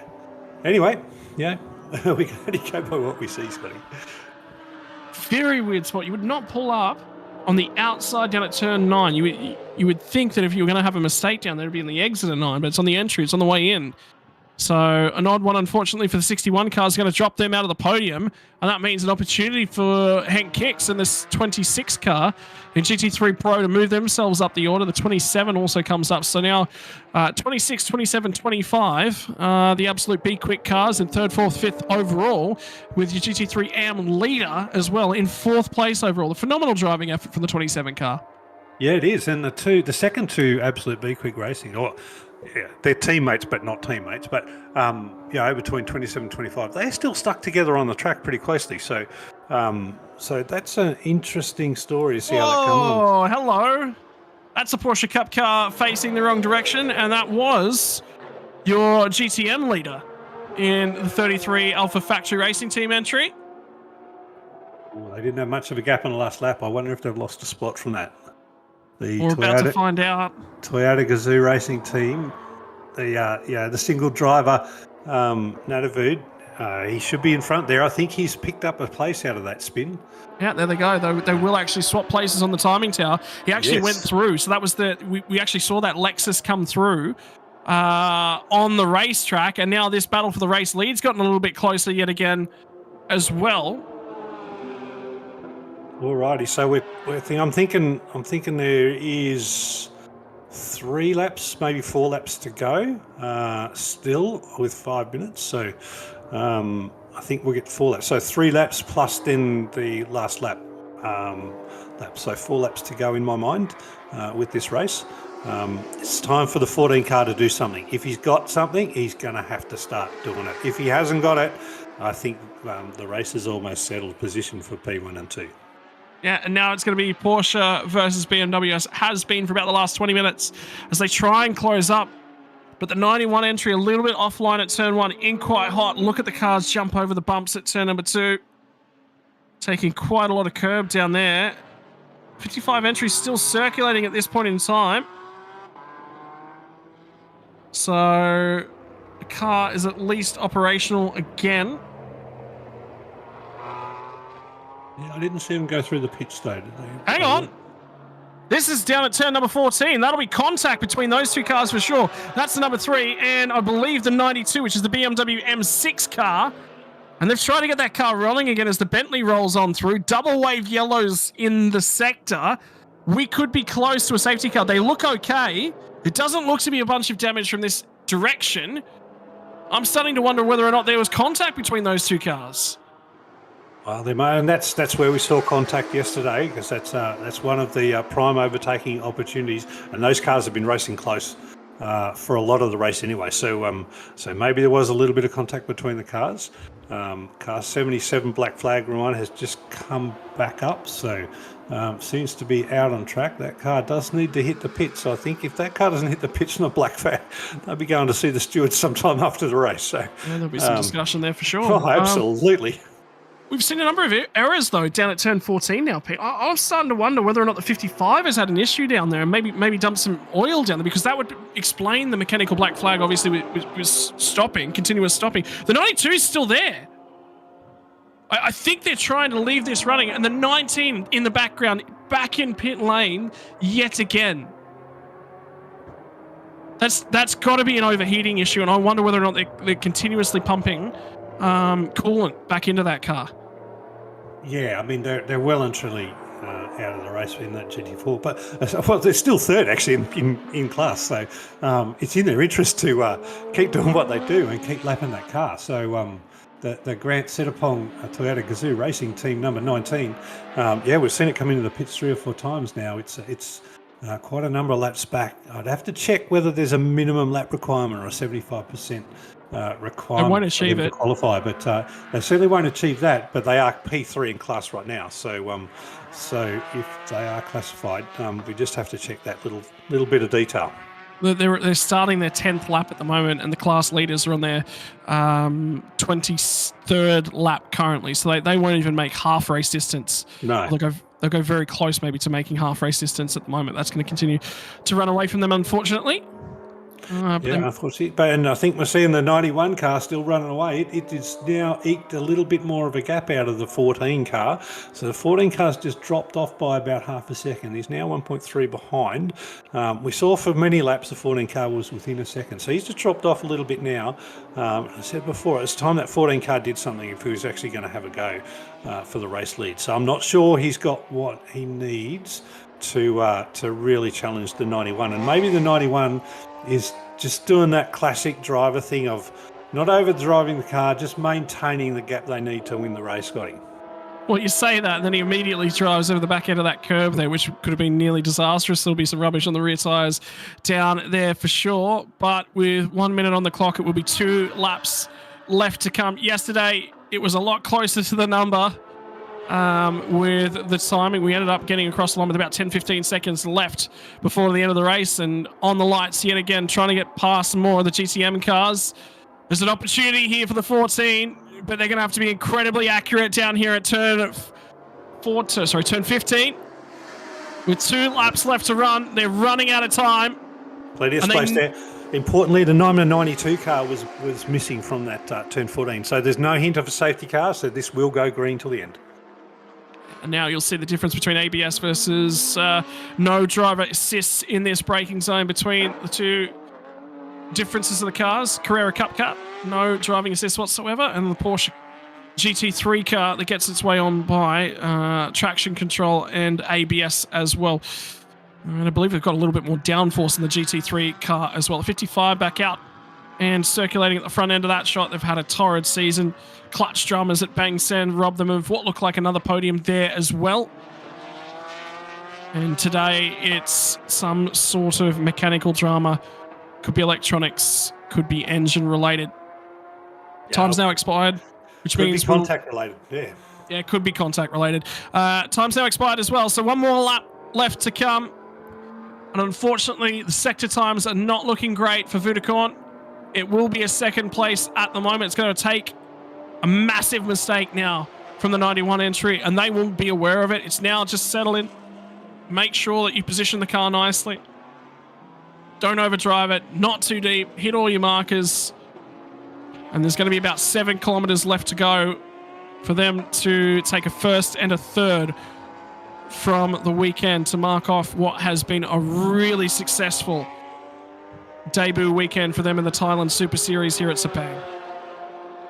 Oh, absolutely, and we've got Lin in the absolute B-Quik Pro GT3 AM class, leading that in P4. Oh, was that the number 91? The number 90 car, number 91, just touched the apex there on was that 14? A little bit unsettled coming out of that corner. Didn't seem to lose much space, but I'll tell you what, Vudakorn's going to have his eyes open if that's the case. He's going to say, "Oh, I've still got my pressure on. You are still under pressure, young fella. So, yeah, don't make any mistakes. I'm here to take it if you do." Yeah, well, it was also the 32 car that they were driving around at that point in time with Irwin behind the wheel at this point of the race. Sandy Stubik opened that car up before handing over to Irwin. They will come home at the moment second place in GT4 standings.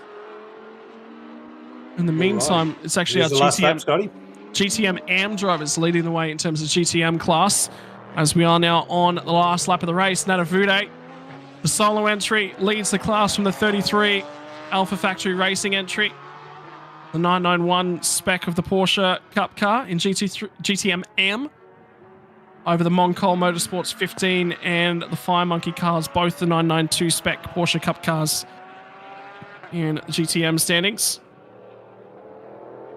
GT3M, like you said, Lin in the 27 car leads the way there from the 90 of Jun San, and the 3, the Mercedes, will manage to claw their way onto the podium in GT3M. Alex will be there to take that one home. And is that the 55 car, just leaving a gap for them to for 91 and 14 just to get past and finish their race. So, is that the 55 car? There it is, isn't it? The Audi? Yep, that's the 55 car in the back end of that shot. So they will finish on this lap as well. There's only going to be about 5 more corners left to run for the 91 car. Dominant in the second half of this race as soon as they hand it over to the AM drivers. They've been quick. Right, it's been a magical display by the 91 car. I mean, they fought to get to the front. So, fought the lead, held it pretty much from turn 1, and even after the pit stop cycle, came out straight into P1 and have been able to maintain the race. So absolute dominant performance in what is a category with a big basis of performance adjustments. Yeah, and unfortunately for Vudakorn, tyres, once he got there, Dirty Air took over. He just wasn't, he ran the margin down, but he just never had the speed to get the job done. But they're going to come back to the start-finish line. The GT4 leader will be just in front of them here as they pass through for the checkers. But the 91 brings it home in race number 6 of the Thailand Super Series GT3 category. Followed home by Vudakorn in the 14 entry. The 55 ran into troubles on lap 1. Will finish 2 laps down in 20th place for that car. But they do manage to cross the finish line. It's going to be Hank Kicks that crosses the line for the 26 car in 3rd place. We're looking at our GTM leader at the moment. On the 27. A GT3M leader at the moment. Lin in the number 27 absolute B-Quik Audi. He's got a nice gap over the 2nd place GT3M at the moment of about 18 seconds. So a nice, comfortable P4 overall and class win for Huang and Lin in absolute B-Quik Racing Audi. I'll come to the start-finish line. Been a good weekend for them. And the swapping of the driving arrangements in the GT3 AM category for the 27 car. And at a sack after those issues for teammate Akash in the opening stanza of this race. Will manage to bring that car home in 5th. It's going to be 6 for the 90 car. And the 2nd of the BMWs, and the 9 will come home 7th overall. The 61 car, just seeing them cross the line as well. With Adrian behind the wheel, they looked racy in the opening stanza of the race, but it was the 65 car. That's the best they've looked this season. It will be 9th today, but it looked even better yesterday. It looked like it might have been on for a podium at one stage. Fortunately, just falling by the wayside a little bit. Natavude is going to come home, and he's going to celebrate that win. 60 minutes in hot conditions to win the GTM standings as he comes to the final corner now. Fastest lap of a 2:11.4, and last lap was 3 seconds off that pace. That's the difference that the tyres made at the conclusion of it, but he will celebrate a very long weekend and the only driver to do that race solo. That's tough work. That is so good, that work in those sorts of conditions, those humid conditions, to drive solo race. You still get a little bit of a pit stop premium, but to win your category, good on Nanavu and the Toyota Gazoo racing team. That category could have been won by the 33 car today and could have been won by the 33 car yesterday. They threw it away. So 2 race victories have gone begging this weekend for the 33 car in GTM standings for Alpha Factory Racing Team. Yesterday was a pit stop drama and they missed their minimum pit stop time by not all that much. And today it was the driving. Had a spin late on in the race, unfortunately, as those tyres were fairly used up in the second half of the race. Could not keep the rear end underneath that Porsche. But the 91 team, look at how they will celebrate. 3rd yesterday, the only car to finish on the podium in both races. And they will celebrate. And teammate immediately down there, Jesse from Finland, to celebrate with his teammate in Chunhua. And as they come in and wrap it up, one thing that stands out to me, there's the results, Scotty, over to you.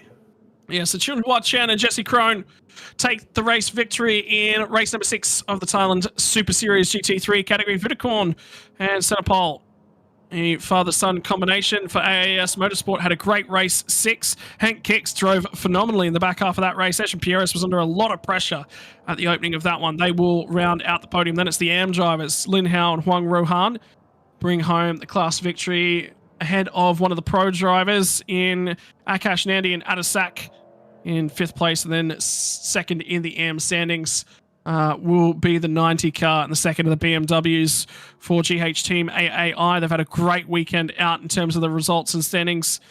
Before we turn the page, these were the cars that finished off the lead lap, and it wasn't to be. The 2 cars that finished last were the 2 cars that had an incident in the opening lap of race number 6. That one will be debated about post-race. There will potentially be penalties to be applied, although it's not really going to matter for both of those cars because it robbed the 11 car of being competing in the second race today. It'll be interesting to see what the outcome of that review is. In terms of GTM, though, it was Natavude, the solo entry. 1 hour and 5 minutes was the race time. Toyota Gazoo Racing Team Thailand came home with a 10-second victory, 9-second victory over Falfong Chenchalia and Chakrafan Devi in the Porsche Cup car.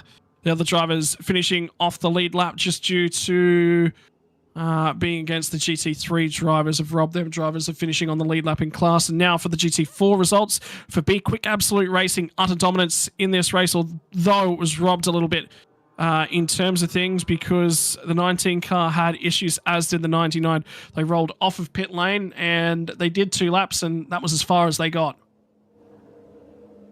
Yeah, Scotty, the thing that stands out to me is the GTM drivers, the 2 guys, so Natavude and Fafong Jack Ferrand Alpha Racing Team. They beat all the pros, mate, in that category. So from outright positions. So in the GTM categories, it was the 2 AM cars that won. But back over to you, mate, the highlights here of the race. Yeah, this is it. This was the start. This was the opening lap. And this is what we didn't get to see. It was a great start from the 11 car, and Winkelhock would try and get that one done. But look at the defensive driving in the background on this one. The 61 car got a great start as well, hung onto the back end there. When we got down here to turn number 9, it was a different standings because both of the cars that had led at that stage, this was the incident that would cause drama, and both of those cars would finish 13th and 14th, and that was the end of the race, the end of the weekend for the 11 car. They've only done about 6-7 laps overall. Unfortunately, for those guys, but this was the battle then that kicked on between the 25 car and the 91. This was a phenomenal battle to watch, and the 14 car was there the whole time. Then they got offline from Akash Nandi, and it just continued to go wrong. He lost 1 spot, he lost 2 spots, he lost 5 spots in the end before they finally got down here to turn number 9 and settled back into that racing groove. How good was the drive, though, from the 27 car? This was the first of our AM participants. They did a phenomenal job to come home in 4th. That was the margin after the pit stops. The 14 car, that was the job he had to overdo, the gap he had to overturn for Vudakorn. He went in pursuit of it, and he got close. He got it down to a second, but that's as far as that one went. 92 car had some issues in the back end of the race, but at least they were tearing it up in the middle. And that was the contact that you saw on the top end of the shot, Pete, that I didn't see. The GT3 leader making contact with the 32 car, which was second place in class there. So they did trip over each other, which would have put a little bit more of an exclamation mark on the end of that race. Potentially could have had an impact on the end. In the end of the race, it didn't even matter. That was the margin for victory right there on screen. 91 car would take the race win.